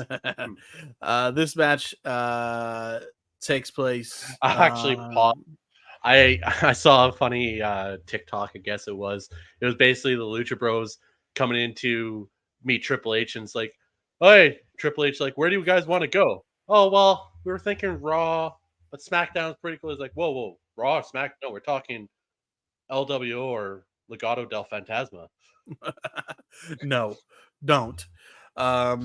Anyway, in this World Tag Team match, speaking of LWO, middle of the match, Cruz del Toro, Dragon Lee, Joaquin Wilde come out, and they take out Dom, Carlito, Liv Morgan, neutralize them, get them out the way. But a massive distraction as Xavier Woods had the match won with a 6 count in the middle of the ring. Referee was distracted checking on people that didn't matter at all in the match. And didn't happen. Did they get this referee from AEW? Jesus Christ. Allowing the Judgment Day to end up picking up the win. What did you think of the World Tag Team Championship title defense for the Judgment Day? The match was good. It was good. What? Good. I was going to mention post-match, but I'll let you go through the match itself first. And Yeah, the match was good. I mean, obviously you got Kofi and Xavier, and you got Finn and JD. JD is still, in my opinion, a better wrestler than people give him credit for. Yeah. Phenomenal. Finn is amazing. Everything good match. It was a good match, but the story here, the ending here with Xavier Woods getting pissed off and the promo later on about it, but it's weird. I mean, I still don't see the WWE pulling the trigger on the split. I imagine Big E comes back at some point and be like, hey, guys. Right. And that was the thing Woods saying every time, not the happy-go-lucky New Day. Woods was pissed, and as you said backstage, Xavier Woods was basically cussing LW out, saying they got in their business, they cost him. Kofi had to stop him because Kofi tells Xavier, he said, I asked for their help. I asked for them to watch out. And Xavier's like, I don't want any help. And then he says, how come everybody else knew about LWO helping us except me? And I'm your tag team partner. Feels like Kingston. Totally fair question. That's a fair question. That's a fair question. He says he feels like Kofi keeps leaving him in the dark, and he walks off. I agree. I think Big E needs to come back. They're teasing this, but I don't think they'll pull the trigger. Big E's going to get them back together. Yeah, most likely. Honestly, why couldn't Big E come back as a managerial role if he can't wrestle? He may not want to. Yeah, that's fair. Up next, we were supposed to have Bronson Reed versus Braun Strowman. It does not happen because the ring breaks immediately. When they get in the ring, the fight started outside the ring. They get in, and the ring just breaks as Bronson Reed tries to run into the corner into Braun and hits the turnbuckle. The turnbuckle explodes, which I was like, okay, that's interesting. You thought it was not supposed, like that wasn't supposed to happen, because Braun Strowman's reaction when the turnbuckle exploded was Braun looked shocked. He was like, what the was that supposed to happen? They brawl outside the ring, and then Bronson Reed throws a fan at Braun Strowman. That happened.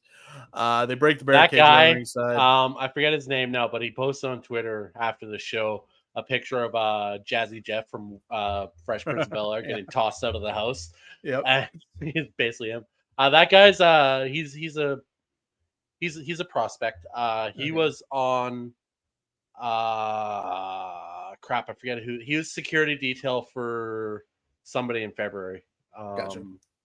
Anyways, so Bronson and Braun brawl. They go backstage. They're breaking tables, and then they go through a wall, and that is the end of it. Of that, we come back from commercial. I like this more than actually having a match between these two. This destruction angle they're going with these two it's been fun. Medical personnel are checking on the two when we come back from commercial. We see Ludwig Kaiser talking to Adam Pearce and ask if Pearce has found any suitable competitors for Gunther. Pearce says that Sami Zayn makes a compelling case, and both men get distracted because behind them on the monitor, Sami Zayn is going to the ring to cut a promo. We can get right into that if you want. Sami Zayn says he needs to be a world champion and believes that Gunther is scared of him, and he gets interrupted by Ludwig Kaiser. Before we get into the promo, build to this, I was a fan of the Pearce and Kaiser standing in the office, and then in the background, the entrance is happening, and just the transition. I don't know why. I thought that was really smooth. So Ludwig is questioning Sami Zayn, asking him why you're challenging Gunther again. Says that WrestleMania was a miracle, and miracles never happen twice. Sami says that Kaiser thinks. What? Sami Zayn told Kaiser that he thinks he and Gunther can go their separate ways and that they don't need each other. Doing the classic, you don't need him, really, do you? He believes that Kaiser wants to prove himself, and out comes Gunther. Gunther asks Kaiser if there's any truths to what Sami says, and Kaiser, of course, attacks Sami Zayn. Gunther turning down Sami again. Kaiser gets a little cocky, tries to attack Sami after Gunther leaves, but then he gets his ass kicked. What'd you think of this back and forth between Sami and Ludwig, and then the Gunther coming out doing his thing? I'll continue to praise Ludwig. Ludwig is good. He's very good. I think I was the first person that jumped on the Ludwig train before every other dirt sheet did. I said this a long time ago before everybody else started picking up on it. Ludwig, he's legit. This guy is going to be top dog one day in the WWE if he keeps going on this path. This whole promo was awesome, and yeah, the classic trying to wedge a stone in between Ludwig from Sammy. Veteran tactic. Did not work for Sammy, but he got the upper hand in the end. This I don't know what Zayn where they can go with this to really get Zayn to push Gunther over the edge to, accept the match for sure. I mean, we're getting to it, but I don't know. It feels like Sami Zayn's got to come up with something like a deep cut to get Gunther to go over the edge and say, yes, you'll get the title shot. We have, you know what I mean? Yeah, I'm trying to. Bad Blood is coming. We have what? Two more Raws. We have 2 more Monday Night Raws. We have tomorrow and we have the 30th. So I think by then they can get it. I just don't know what they can pull out to make Gunther go over the edge to say, yes, you can have the match. I think it's got to be a deep cut, but what can it be? What do we got here? Oh, my thing scrolled down a lot.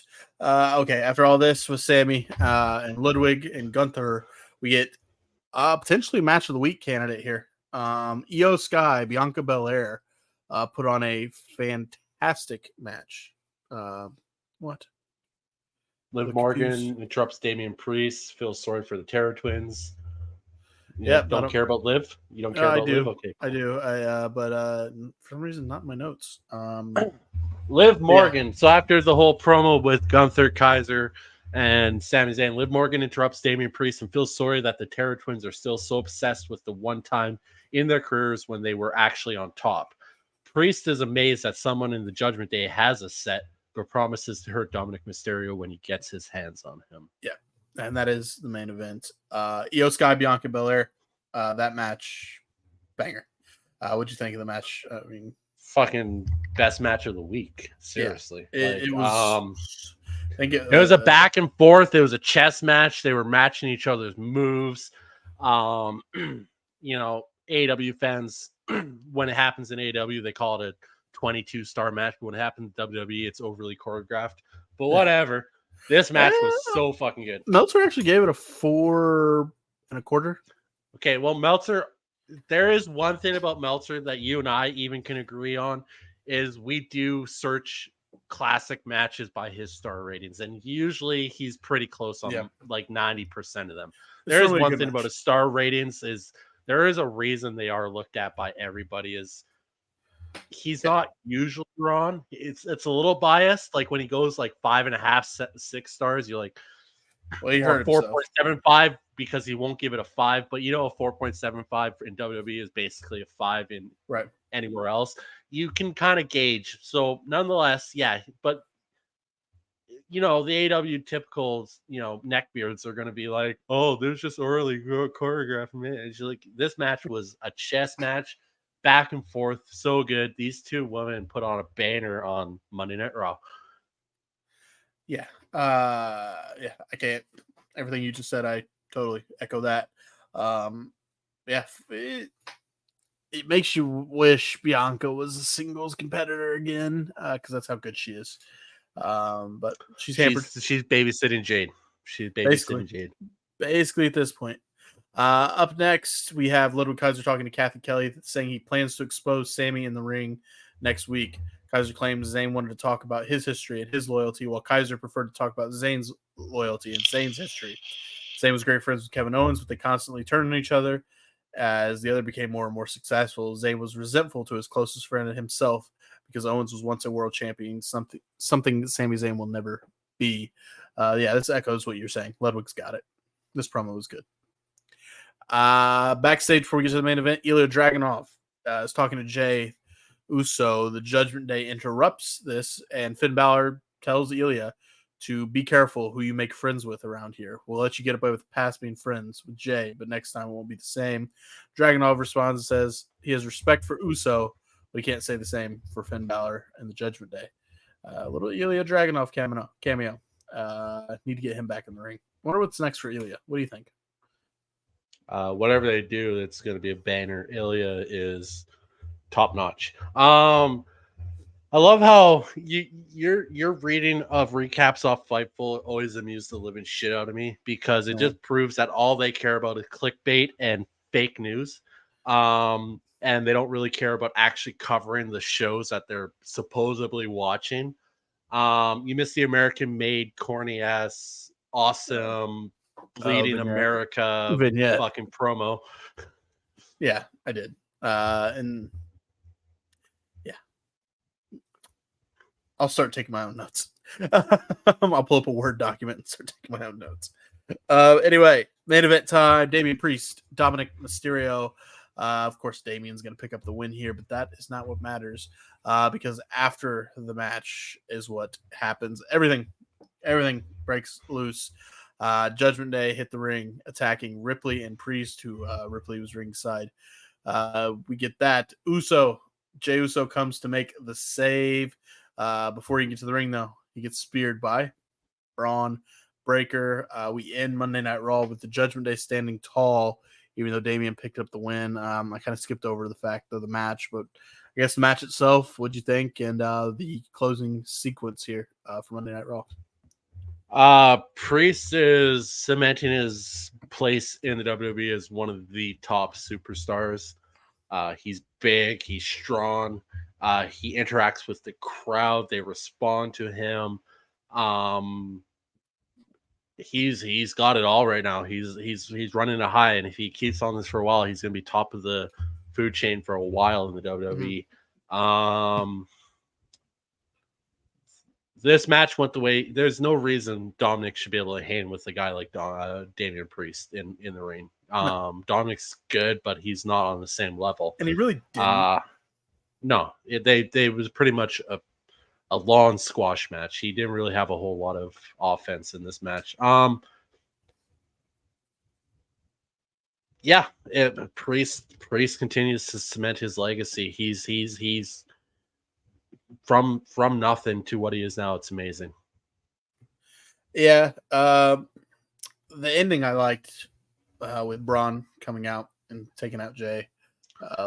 Jey Uso was taking his sweet ass time. Braun Breaker could have stopped for a coffee.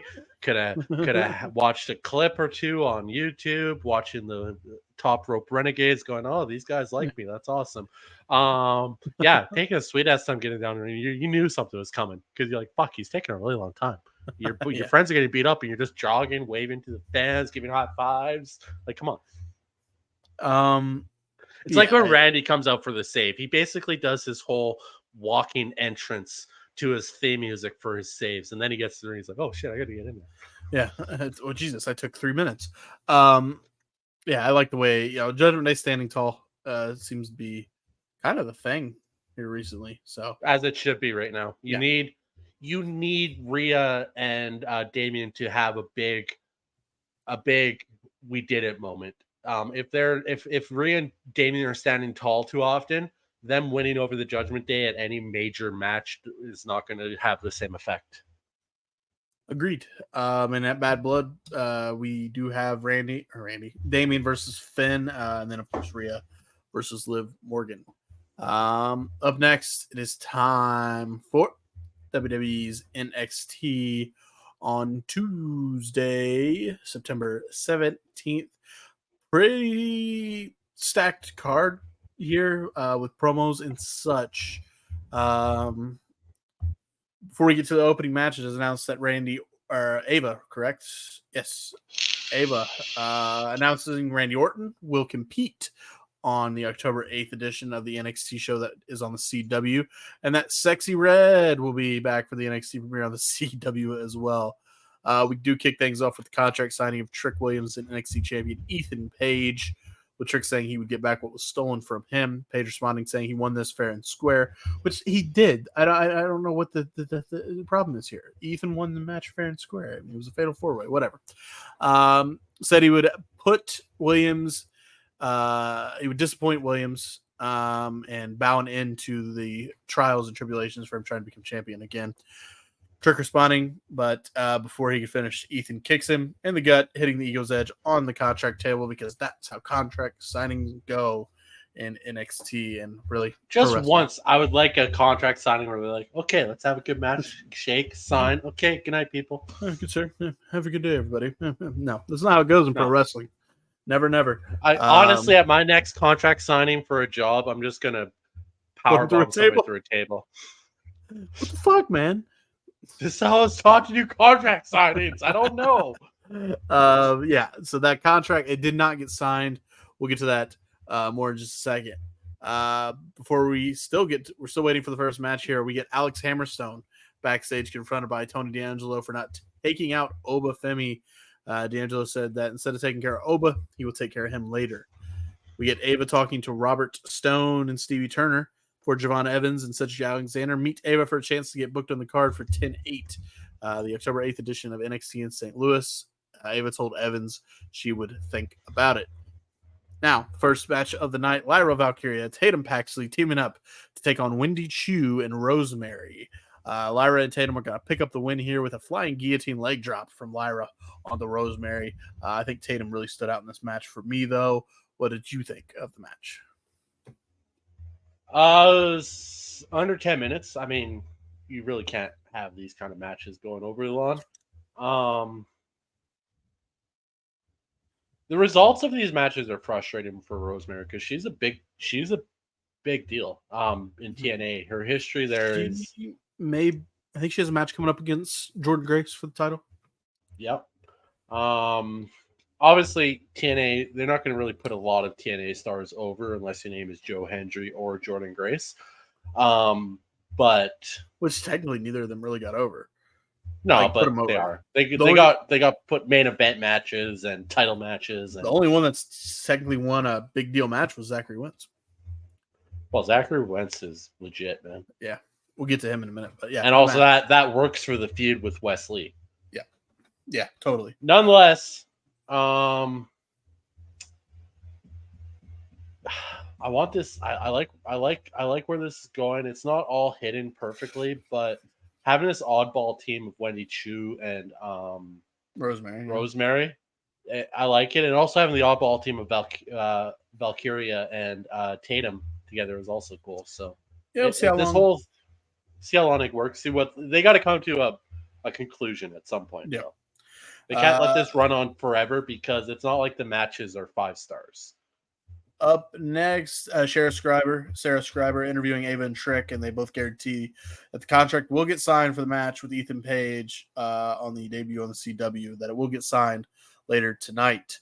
No Quarter Catch Crews, Charlie Dempsey, Tavian Heights, Miles Bourne, and Ren Sinclair are preparing for their match backstage, where Charlie basically says, Ren, you got to go make a name for yourself tonight. You know what? You got to be careful what you say to Ren. She takes that shit too literally. Oh boy, does she. We'll get to that here in just a bit. Before we do, though, Alex Hammerstone, Tony D'Angelo, they have their match, and it's a weird one. Nothing crazy in the match because it doesn't go long, but Hammerstone's picking up the win here via countout. Tony basically just walked to the back and took the countout looking flustered, leaving the family confused and trying to figure out what's going on with Tony D'Angelo, which we'll get to later in the show. What did you say about this match at the start? There was nothing. The match itself wasn't nothing to write home about. Okay, so you're talking about the whole situation because the ending of this is gold. Well, that's what where they go with it. Tony D'Angelo, he's a broken man. He doesn't know what to do anymore. It's cinema. It's fucking cinema. It's literally Rocky. It is. It's Rocky. I came in when I first started watching NXT because you're like, it's the greatest thing on earth. And you said the same thing about AEW and you're 50-50. So whoa. Walk that shit back. I did not say AEW was good. I did not do that. I said that I was AEW too. There's names on there that we know. And don't fucking do that bullshit. Don't fucking do that bullshit because you were all in with AEW for a while too. Don't do that. Don't do that. For like 2 weeks when CM Punk showed up. No. When we were watching, you were like, oh, it's pretty good. And then we both agree shit went south. Okay? Yeah, but you're a champion. Don't do that. You're a champion. You were. No, I was. You're like, AEW, you got to watch this shit. It's so good. They are like neck and neck with the WWE. Well, dude, you stop it. Stop it. We joke a lot on Anyways, this show. You're fucking Kurt's pushing it. You're Kurt's fucking batting, pushing it, buddy. Kurt's batting 500 on what's worth watching. So 500 is a good number. Hey, that's like That's fine. legendary status in the MLB. Do your thing. Okay, Do your thing. That's fine. I can hear you, dumbass. I know you can hear me, but you can't see me. Call me John Cena. Kurt's way of diffusing this. I'm just gonna disappear, but talk still. I still have to talk, The people that don't sit down and actually watch our videos, they'll have no clue what's going on. They'll Nothing be like, should oh, change. he's still talking. He's still talking. What are you It's talking weird. about? Up next, Zachary Wentz appears from the crowd. Showed footage of Wesley. It's her. I got tongue tied there. Wesley attacking Trey Miguel in his home city in Ohio. Showing Wesley running up in a parking lot and kicking the door and taking out Trey Miguel. I was just about to ask you, is that where they hold the Daytona 500? But that's Dayton, Ohio, not Daytona. Yeah. Daytona is in Florida. Yeah, no, I so Wentz says that the pain he's going to put Lee through will be 10 times worse than what he put Trey Miguel through in the attack. When Zachary Wentz cuts a promo and speaks and he's in this mood, it's really good. It's legit. Zachary Wentz is good, man. I really like him. So that match coming up is going to be fantastic. That's what said that card on the CW for Chicago is stacking up to be a banger. Million? Do they draw a million? No, they don't. I don't think so. I'm being real. Do they draw more than 800? Maybe. Yes. They'll outdraw AEW. Tyrese Halliburton from the Indiana Pacers is backstage talking this with Tuesday Ava. on NXT. They're going to announce that a 15-time champion is going to show up on October 1st. John Cena? Is he? I thought he was 16. I thought he was tied with Rick. Is he tied? Randy's 15. Randy's 14. Oh, fuck. I'm all confused now. I could find out how many titles John Cena has. Maybe he is at 15. I thought there was always the question of should he break Ric Flair's or should he stay with him? 16. Is he? So he's tied with Rick. Yeah.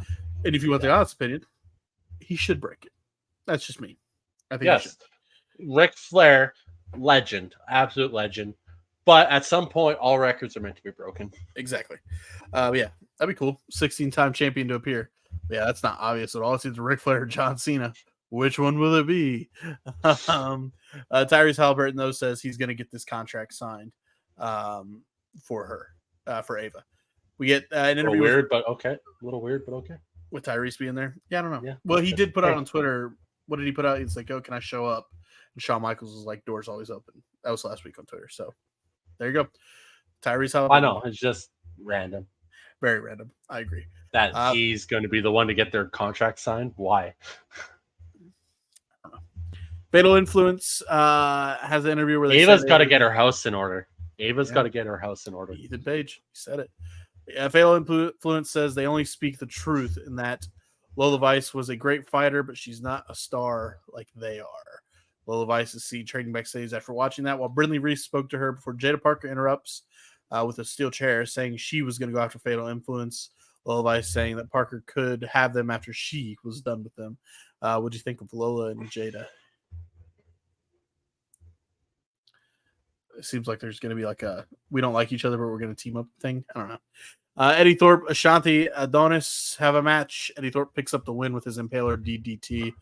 The match itself, what'd you think? Wasn't much to it. What do I think about a 3-minute match? Yeah, I'm not a fan of Eddie Thorpe or Ashanti, to be fair. I'm not really like I was getting tired of Eddie Thorpe and Lexis Keane fighting, but I'm not sure this is much better. Very true. Charlie Osborne and Thea Hale. Charlie Osborne. What? I'm sorry, people. I just died. Who? Fightful, get your shit together. Charlie Osborne, huh? Riley Osborne and Thea Hale. There's a vignette that airs where I'm surprised they didn't call him Ozzy Osbourne. no shit. Hale says that she was heartbroken by what Ridge Holland has done, and that Riley is going to get revenge for Chase University. Are you sure they didn't type it out as Hidge Rolland?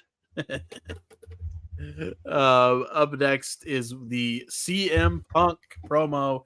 He comes to the ring. This is his first appearance in NXT since 2013. He did appear teaming with Seth Rollins against the Kings of Wrestling, Cesaro and Cassius Ohno. Fightful's just as bad as WWE in storytelling.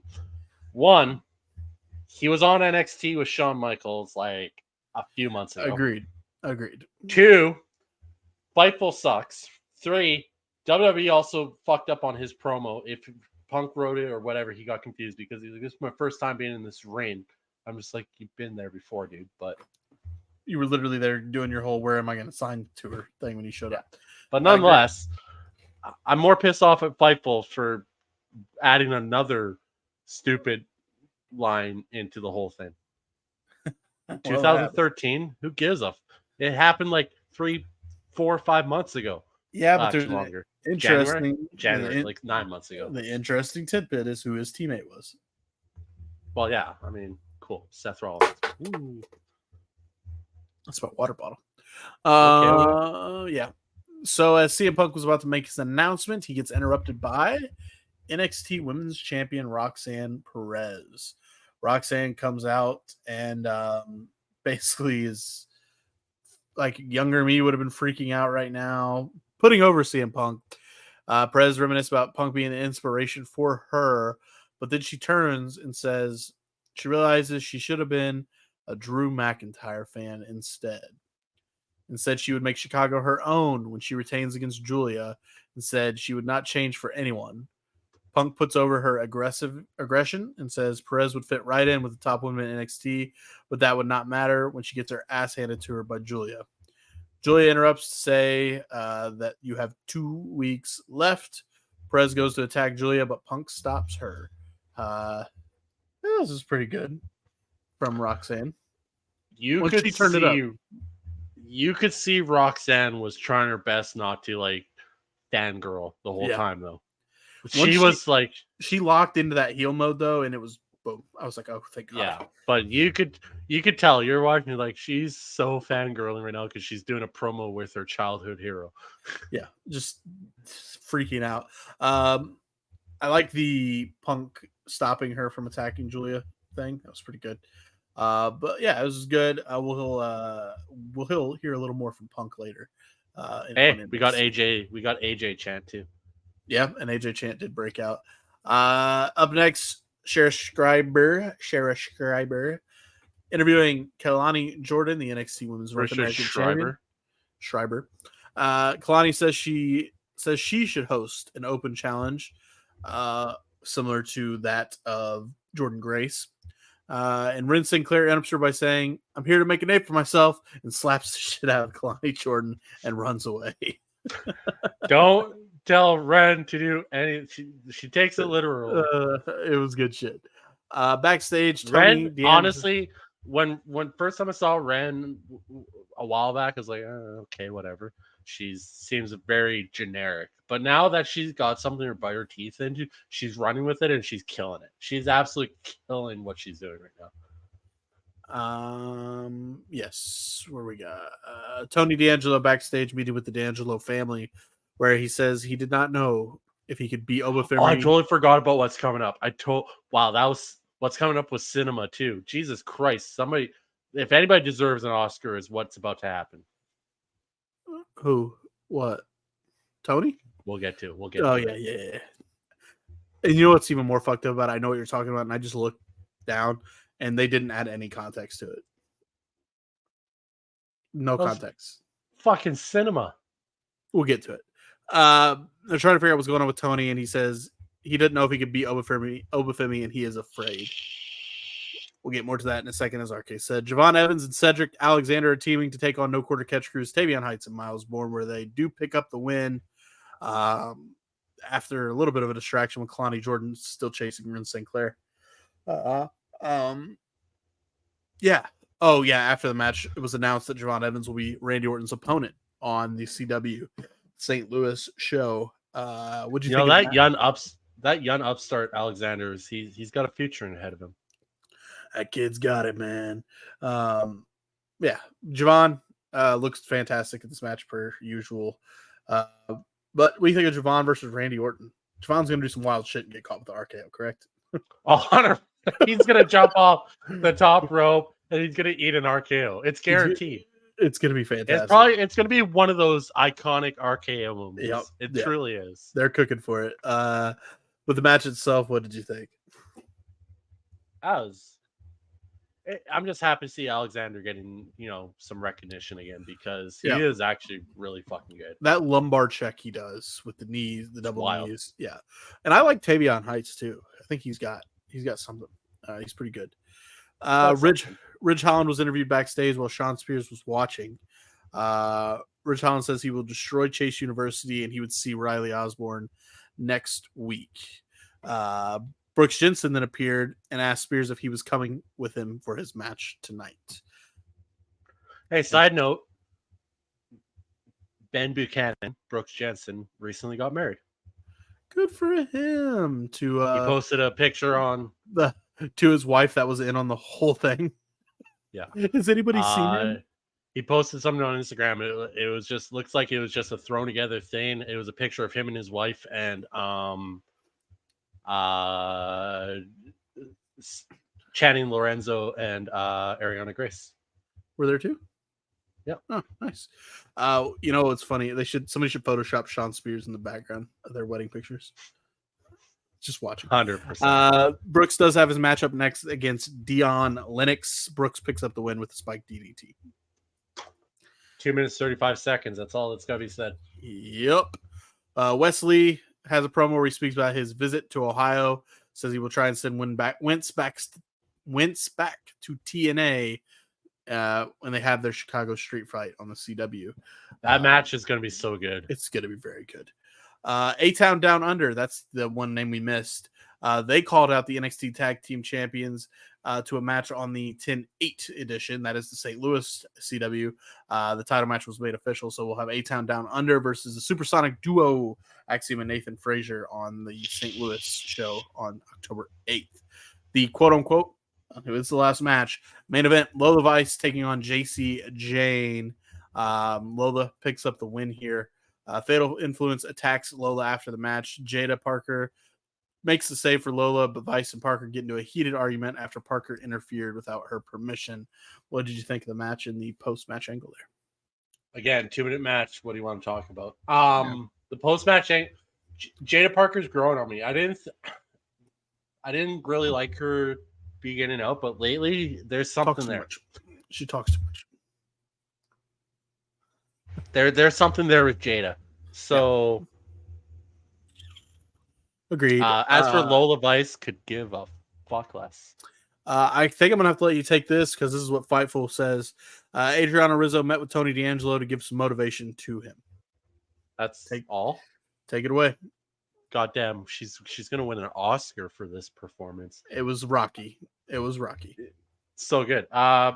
Tony D'Angelo is alone with when Riz comes in to talk to him. They're literally by a boxing ring. Literally by a boxing ring. It's kind of wild. Tony D'Angelo is alone when Riz comes in to talk to him about being afraid. Riz says that no matter what happens, the family will always be there for him. I'm getting shivers right now talking about this. This was so good. They all believe in him, but D'Angelo has to believe in himself. Special training is coming up, and then they have a warm embrace. I don't do it justice. If you didn't watch this, find a way to watch NXT from last. This Adrian Rizzo, yeah, she did really good here. Really, really good. So good. I felt pumped. I'm just like, let's go. Yeah. Now you're like, and now I'm kind of in my head like, Tony's gonna beat Oba. Yeah, I think so. We'll see what happens. We close the show. Rocky, Apollo Creed, come on. It's happening. Tyrese Halliburton is moderating the impromptu contract signing to close NXT, bringing out Trick Williams and NXT champion Ethan Page. The Indiana Pacers roster also sitting front and center. He brought his own security. James Johnson was there. He plays for the Pacers, and he is a legit badass and will fuck up anybody. The whole reason the Pacers signed James Johnson was if shit went south, they had an enforcer sitting on the bench. But anyway, Page thinks that this is ridiculous, but it's fine by him. Said that when it comes to the NXT title, Trick Williams was kind of like the rest of the NBA, as Tyrese Halliburton is too. And that he was the Boston Celtics who have won the most championships. Tyrese Halliburton and the Pacers got eliminated by the Boston Celtics in the playoffs, so this hit even more closer to home for me. After they both signed the contract, it seemed all was over. Tyrese Halliburton went to walk away, and he says, wait, one more thing. Hit the music. CM Punk comes out and reveals that he will be the special guest referee for the NXT title match on October 1st in Chicago. Williams and Page brawl. CM Punk says, before they brawl, CM Punk says, since I'm in charge of this match, have at each other right now. Big brawl, army of security guards. We end the broadcast. What do you think? CM Punk, special guest referee, and this little promo. Ethan Page kind of killed it on the mic yet again. Ethan Page, so good. Special guest referee for CM Punk. I feel like they're just stacking the card for no reason whatsoever. Other than the fact they're trying to get, make it a big thing.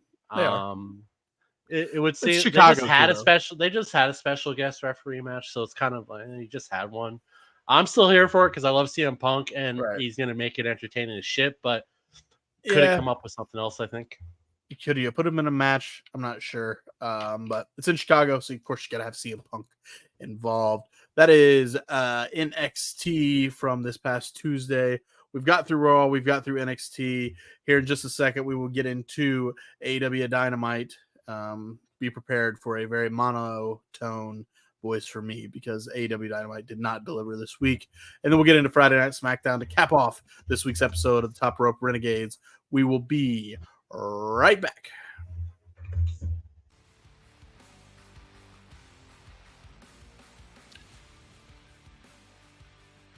And we're back. Welcome to Top Rope Renegades, episode number 22. This week in wrestling podcast. I'm Kurt. That is RK. It is time to talk about AEW Dynamite from this past Wednesday, September 18th. And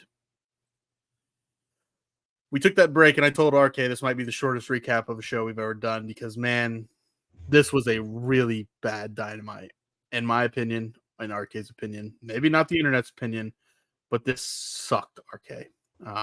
I read a lot of fucking neckbeards comments after this show, and they're like, this was the best storytelling, best episode of Dynamite in months. I'm just like, what the fuck were you watching? Were you watching last week's? Yeah, I'm not intentionally going to fly through this. I'm going to be... No, I am. Orange Cassidy versus Chris Jericho kicked off the show, and when I say it kicked off the show, it kicked off the first... How long was this match? 20 minutes. 20 minutes of the show. I mean, it was ridiculously long. Orange Cassidy picks up the win. He hits Jericho with a foreign object that Jericho tried to use on him in order to pick up the win. Opening match. What do you think? This match was long, and it felt longer than it was because of how it's just hard. You don't need to have a 20 near fall, no sell match every single match. Like,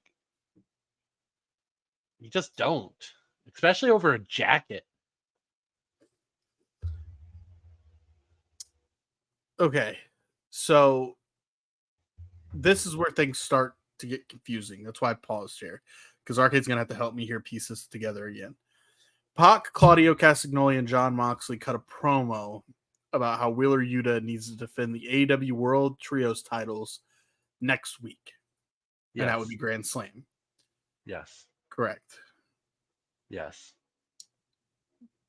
We opened the show, correct, with at one point Claudio saying you have to defend the titles this week or some shit. I'm kind of confusing myself again here with it. Yeah, weren't they off with their days? They were. Their promo was saying one thing, the actual date of the match was saying another thing. Mm-hmm. And Yeah, this shit does happen once in a while, but it seems like AEW it happens constantly. Basically, they tell Wheeler. Maybe there is something to writing people's scripts sometimes. Cody Rhodes said that in an interview, where when he left WWE, he was free to make his own choices. Started AEW, and then he realized once he got back to WWE that sometimes when somebody hands you the script, it's a lot easier. Makes your job a lot easier. Moxley says that Wheeler's old enough to make his own decisions, but needs to consider what kind of man they've taught him to be. That line, pretty good. We get an interview with Wheeler Yuta. He seems troubled, says that he will defend his titles at Wrestle Dream, confusing. This was storyline based because he's troubled. Confuses Wrestle Dream for Grand Slam. Staff member brings him his championship belt because he forgot it in the locker room. Says that Bryan Danielson taught him not to change for anyone despite who's changing around him next week. He promises to kick anybody's ass that he has to. I don't know if that was a recovery by Yuta or if he just fucked up. No. I if there's one thing I can honestly say, I think that was part of the thing because they played the collision where he tried to beat the shit out of the referee. Like he's all fucked up ever since since they basically tried to suffocate Bryan Danielson on television. I wish they could have just went. Yeah, whatever. We get Hook versus JD Inc. Any comments on that one? Roderick Strong was on commentary. When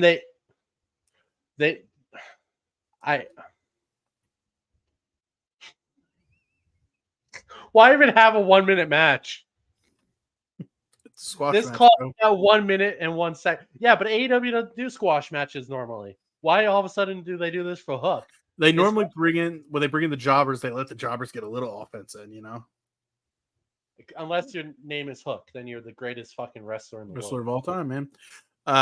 Private Party are interviewed, and they're quick to accept the challenge for next week's AEW Trios title belt. It's currently unknown who their partner is going to be. Who is their partner? For who? What? I think we find out who their partner is. Private Party's third for their Trios title match. It's Commander. We find that out later, yes. Okay, we get a decent promo here because it's Renee Paquette and Christian Cage. Christian announces that his son, Nick Wayne, will face Rocky Romero, Leo Rush, and Kip Sabian in a four-way match on Rampage. Cage wants to hold gold with Wayne simultaneously. Cage mentions Jon Moxley may have something to say about Cage being the next AEW World Champion. Then he forces Renee to call him by his correct moniker, the next AEW World Champion. Christian Cage is once again approached weirdly. Kip Sabian's there, and he runs up to Kip and asks what he wanted with Nick Wayne. Stated he doesn't care if his father's dead; he'll bury him next to his father if he continues to harass Nick Wayne.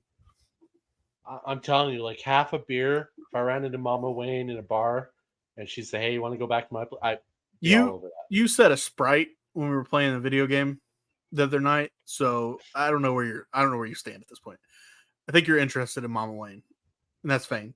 She's got aura about her apparently. I don't know what's going on. Up next, Yuka Suzuki and Queen Aminata take on Mariah May and Serena Deeb. Yuka, if you didn't see the very different promo with Mariah May, where she does it. I can't recreate the accent and the little Japanese voice that she did. And okay, bye now. I was like, what are we doing? Yuka and Queen Aminata also win. Wearing a Native American outfit. I don't. Yeah. They do pick up the win by DQ. Mariah attacks Suzuki with AEW Women's World Title belt. It says they can't even spell Mariah right. It says Maria. Maria. Basically, where Mariah had said she misses Mina Shirakawa. A Mina video package plays where she says she misses Mariah, but isn't sure if she likes who she's become. I do like me some Mina Shirakawa, so she'll be on. I think she's actually gonna be on Grand Slam. Mina is, so stay tuned for that. Next, can we just go back like 5 seconds and again, AEW, this match, I mean, whatever about the match. It's more that it was an 8-minute match with a commercial in the middle of it. Yep. So really, 5 minutes of match.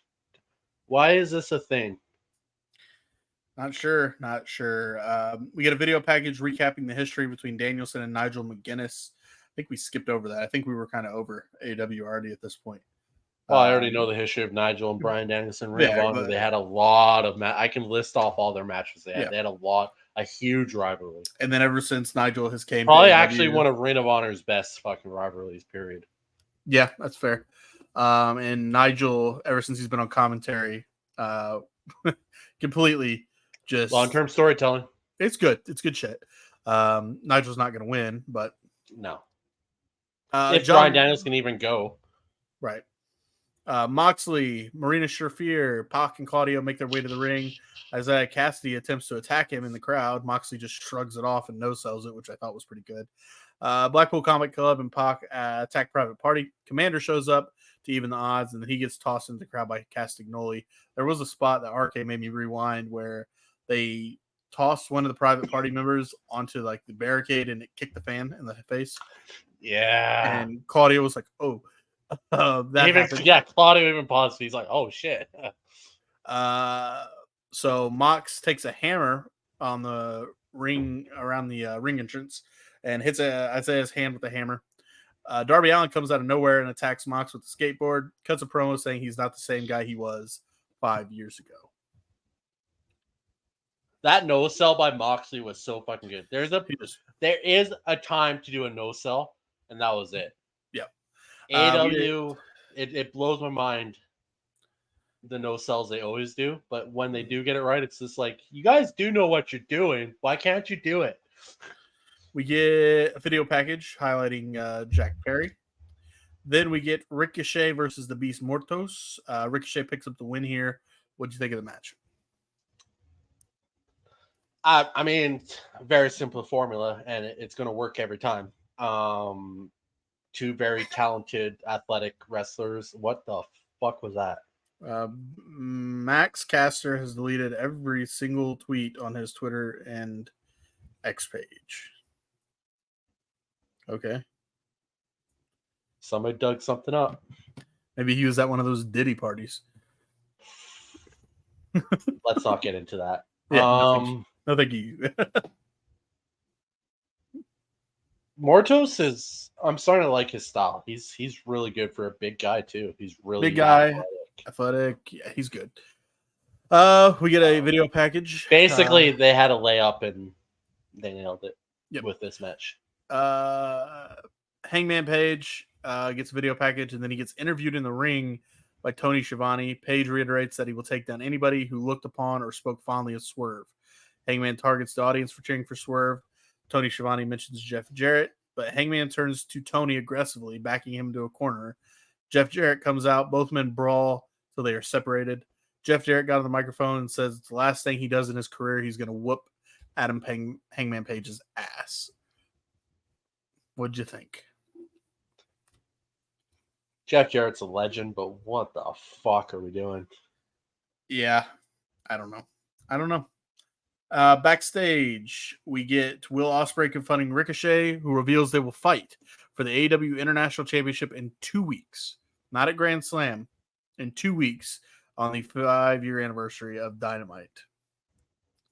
Will and Kyle Fletcher will be teaming at Grand Slam to take on the Young Bucks. So there's that. This pisses me off. So, some people say the story matters more than the wrestling. Some people say the wrestling matters more than the story. WWE is infamous for having really good, long, drawn-out stories, and then sometimes the match is falling flat. Mm-hmm. AEW has the inevitable always issue of having wicked matches, but with no build to their matches. So what the fuck are we even doing? WWE gets it right more often than not, but they get it wrong sometimes, and you wish that they would just have a banger match at the end of a wicked storyline.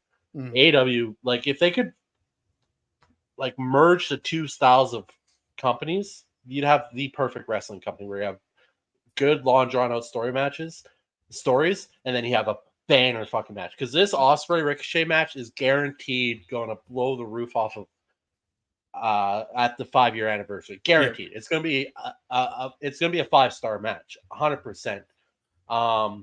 These two cannot put on a bad match between each other. It's just not going to happen. You got two of the most athletic people in wrestling. But would this match not benefit from maybe having? Why am I getting? Why am I hearing? How loud is your headset? Pretty loud. I hear myself. Well, keep going. I'll adjust. Go ahead. Okay. Or am I just too loud? You might be a little too loud. Anyways, Jesus, I'm hearing myself. I'm like, I don't like this. You're irritated. You're pissed off. You're yelling at this point. You're not happy. I get it. Anyways, this match would benefit. Okay, that's still coming through. I can hear that. That's driving me insane. Keep talking. I'll fix it. Okay, no, I still hear it. Go ahead. Keep talking. Are we good? We're good now. Yeah. Okay. Yep. Okay. No, I can still hear myself. Just talk. No, but it's going to come through on the recording. It's going to drive me insane. This is a match that would benefit from. Oh my God, now I'm just fixated on it. I'm done. We're gonna take a quick break and fix. we're gonna take a quick break and fix this audio Holy issue. crap. We'll be right back. One second, guys. Yeah, we gotta fix this. Okay, we're back. Like nothing ever happened. But anyway, yeah, I agree. Something definitely happened, but I think we got it sorted out. All I know is I could hear myself coming from your side, and my ADHD was picking up on it, and I was trying to listen to myself and talk at the same time, and it was not working. Anyways, quick recap. WWE, great storytelling. Sometimes matches fall flat. AEW, horrible storytelling, banner matches. If they could come in the middle, meet somewhere in the middle, and get banner stories with banner matches, we'd have the perfect wrestling company. It's not going to happen because in the end, wrestling's subjective to what you like, what you don't like. That's why you got the feds and you got the neckbeards. It's plain and simple as that. This Ospreay Ricochet match is going to be a banner 100%. It's going to be one of the best matches of the year, guaranteed.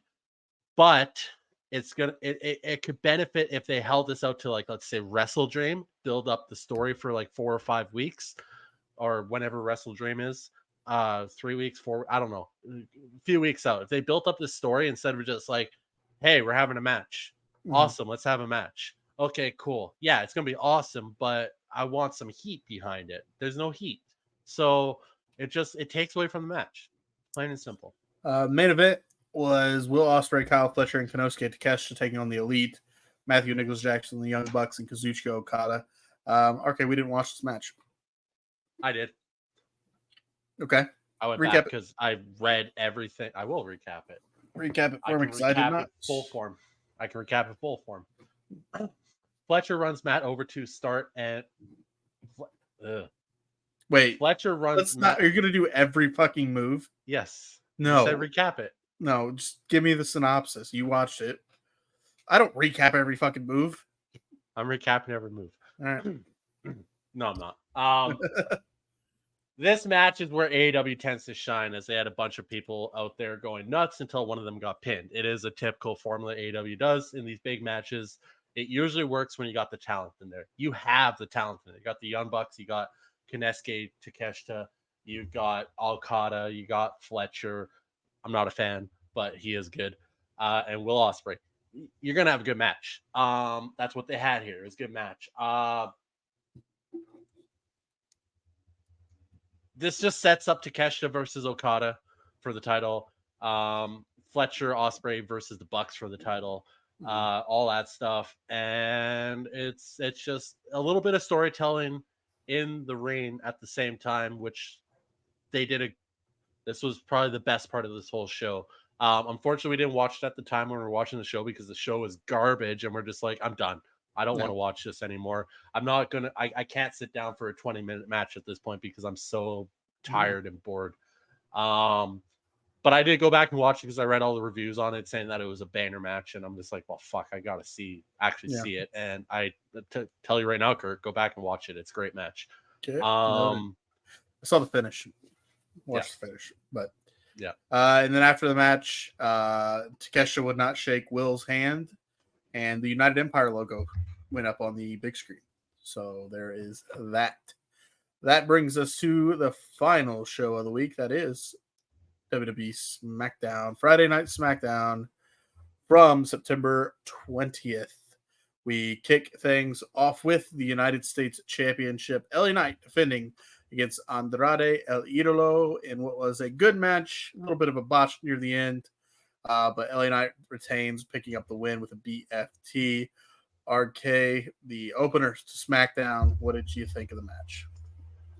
You mentioned botch. Yeah, it's gonna happen. High risk moves. He tried twice. He gave up. They recovered from it nicely. Yeah, nothing wrong. I mean, these guys they're not going to hit everything perfectly every time. It's how they recover. It's like it never even happened. They went on with the match.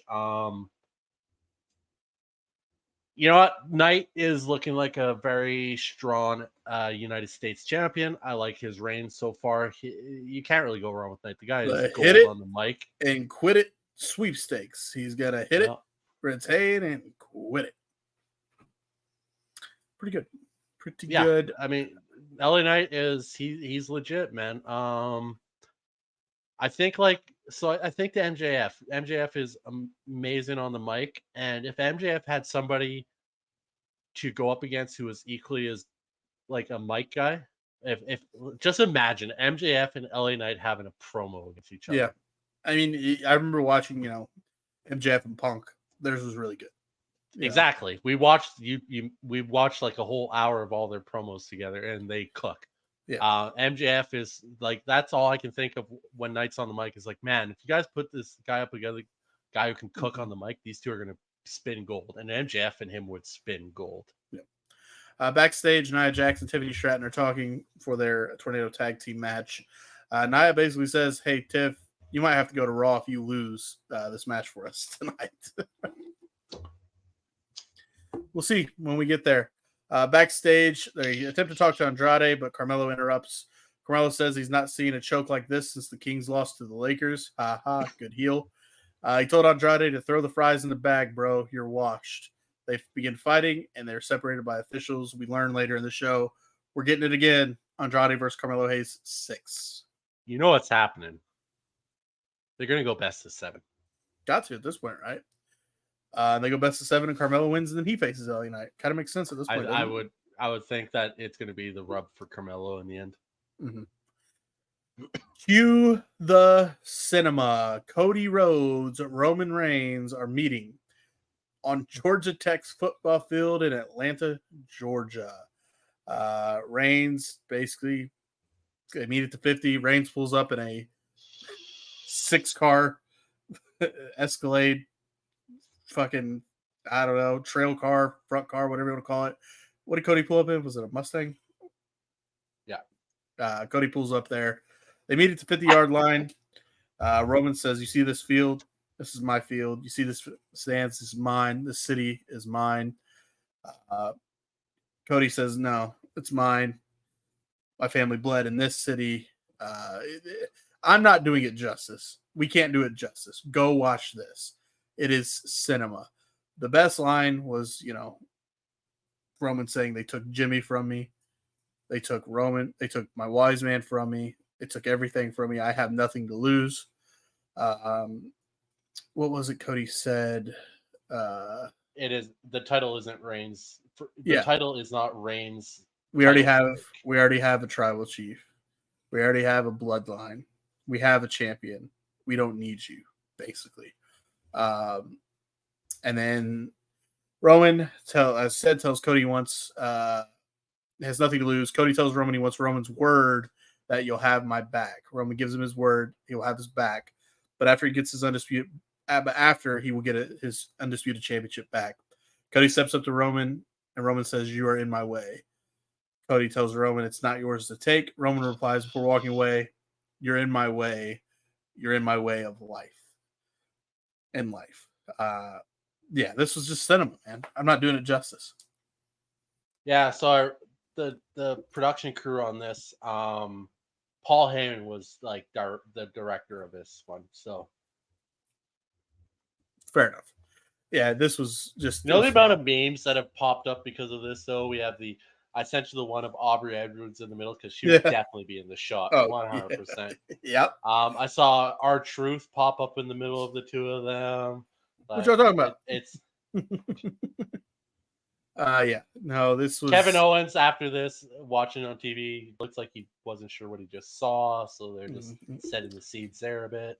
trying to chase him down with Byron Saxton. The This next match. was so fucking good, man. Next match is Giovanni Does Vinci. it not? I'm gonna keep cutting you off. Yeah. Does this not seem like it's a bit much for a bad blood match, though? Like, shouldn't this? Wouldn't you expect this for like WrestleMania, SummerSlam? But Makes you Bad wonder Blood? what they're. I mean, Bad Blood's back for the first time in years in Atlanta, Georgia, making it a big deal. So I get it.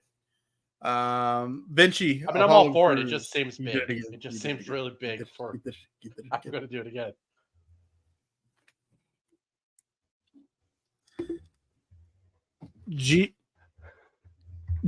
Giovanni Vinci, Apollo Crews. I was almost expecting him to do a quick win again here for Apollo. They didn't.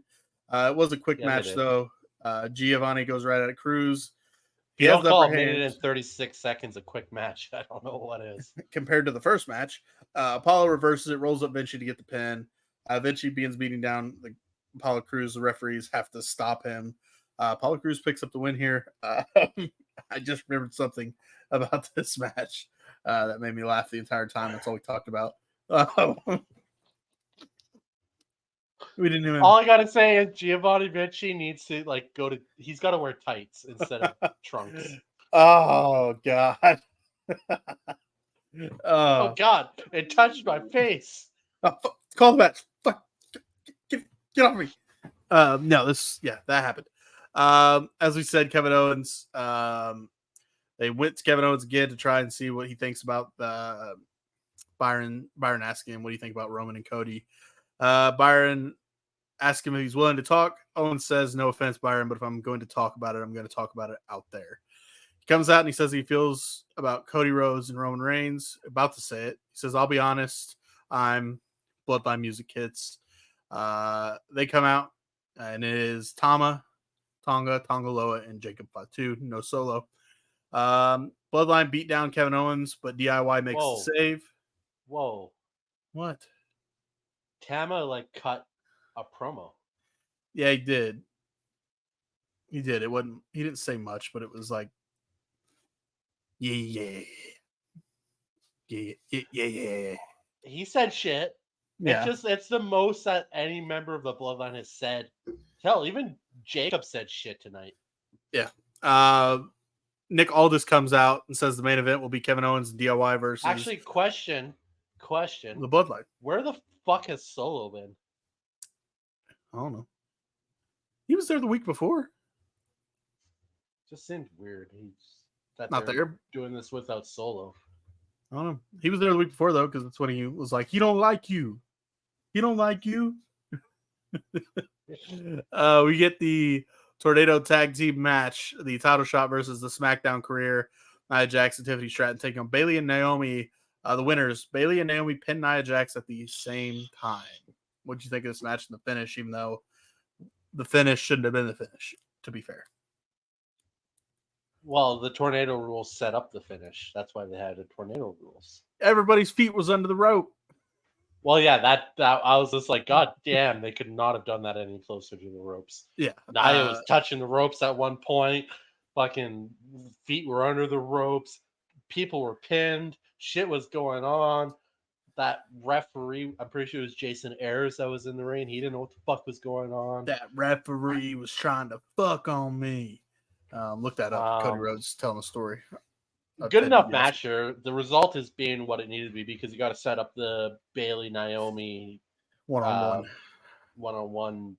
confrontational match. I thought for sure Bayley was going to Raw, but yeah, part of me thought that too, but nope, they're keeping Bayley on SmackDown. Bayley and Naomi next week, number one contenders match for Nia Jax and Bad Blood. Up next is the Bloodline taking on Kevin Owens and D. Whoa. What? You guys saw. I want your best notes next. Okay. They did a moment where they looked at some of the signs in the crowd, fan signs. How would that be on my notes? Because Joe Tessitore had a sign. It was what was the sign? not Joe Tessitore. Michael Cole. That was The coal miners. The coal miners. Yeah. Coal miners. Yeah. What was it? Didn't he get like really hyped up about something too? Yeah. That's. Fuck it. Anyways. Bloodline taking on Kevin Owens and I thought it was fun. Okay. I thought it was fun. They've been doing that. They did it on Raw too. Show it off the sides. That's when he got hyped up.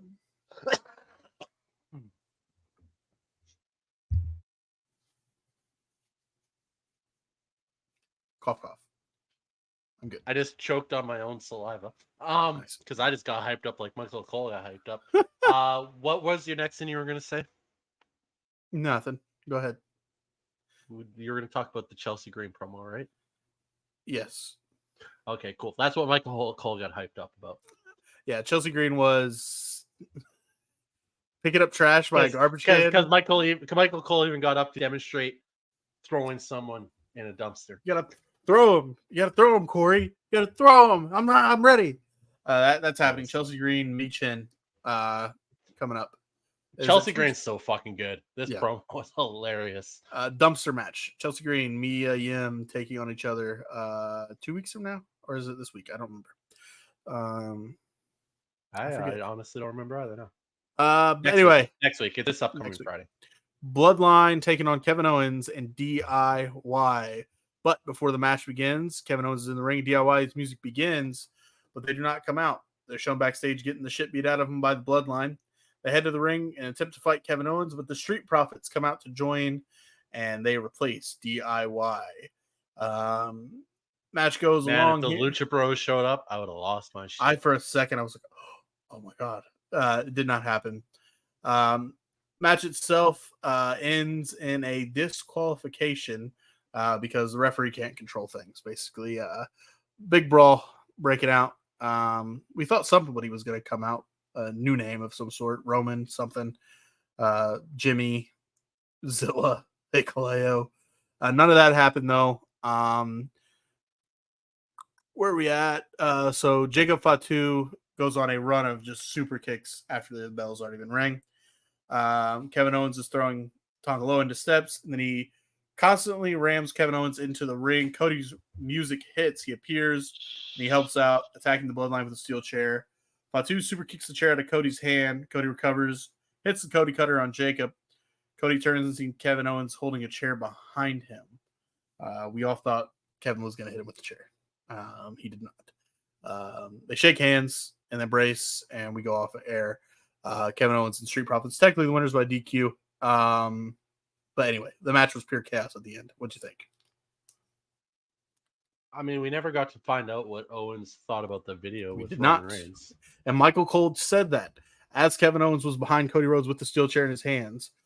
And in my mind, I was like, oh, we're about to find out. But he didn't hit Cody with the chair, but the seeds have been planted. The ending of this match was a bit of a surprise, honestly. I wasn't really expecting this ending. Might be the first time in history of WWE that getting thrown into steel steps, which is actually a disqualification. I think the DQ method was more so because it kept happening. Interferences kept happening. I'm just going to go with the first time in WWE history where getting thrown into a foreign object is actually a DQ, and they called it. So fair enough. But yeah, the question I have to ask then: when does Kevin Owens turn on Cody Rhodes, or does he? I think everybody who helped Cody turns on him because they're pissed off that they did all that work for him, and then he just joins up with Roman anyways. In the defense, Cody's not friends with Roman. He's teaming with him to take out the Bloodline. I really agreed with you when the whole contract thing came up last week was don't do it. I don't want them. I still don't like that they're doing it. I don't. Even though we got the fantastic cinematic promo, but I want him to be done with the Bloodline. He's not going to be done with Roman, but I want him to be done with the Bloodline. Roman needs to finish. This is Roman's fight.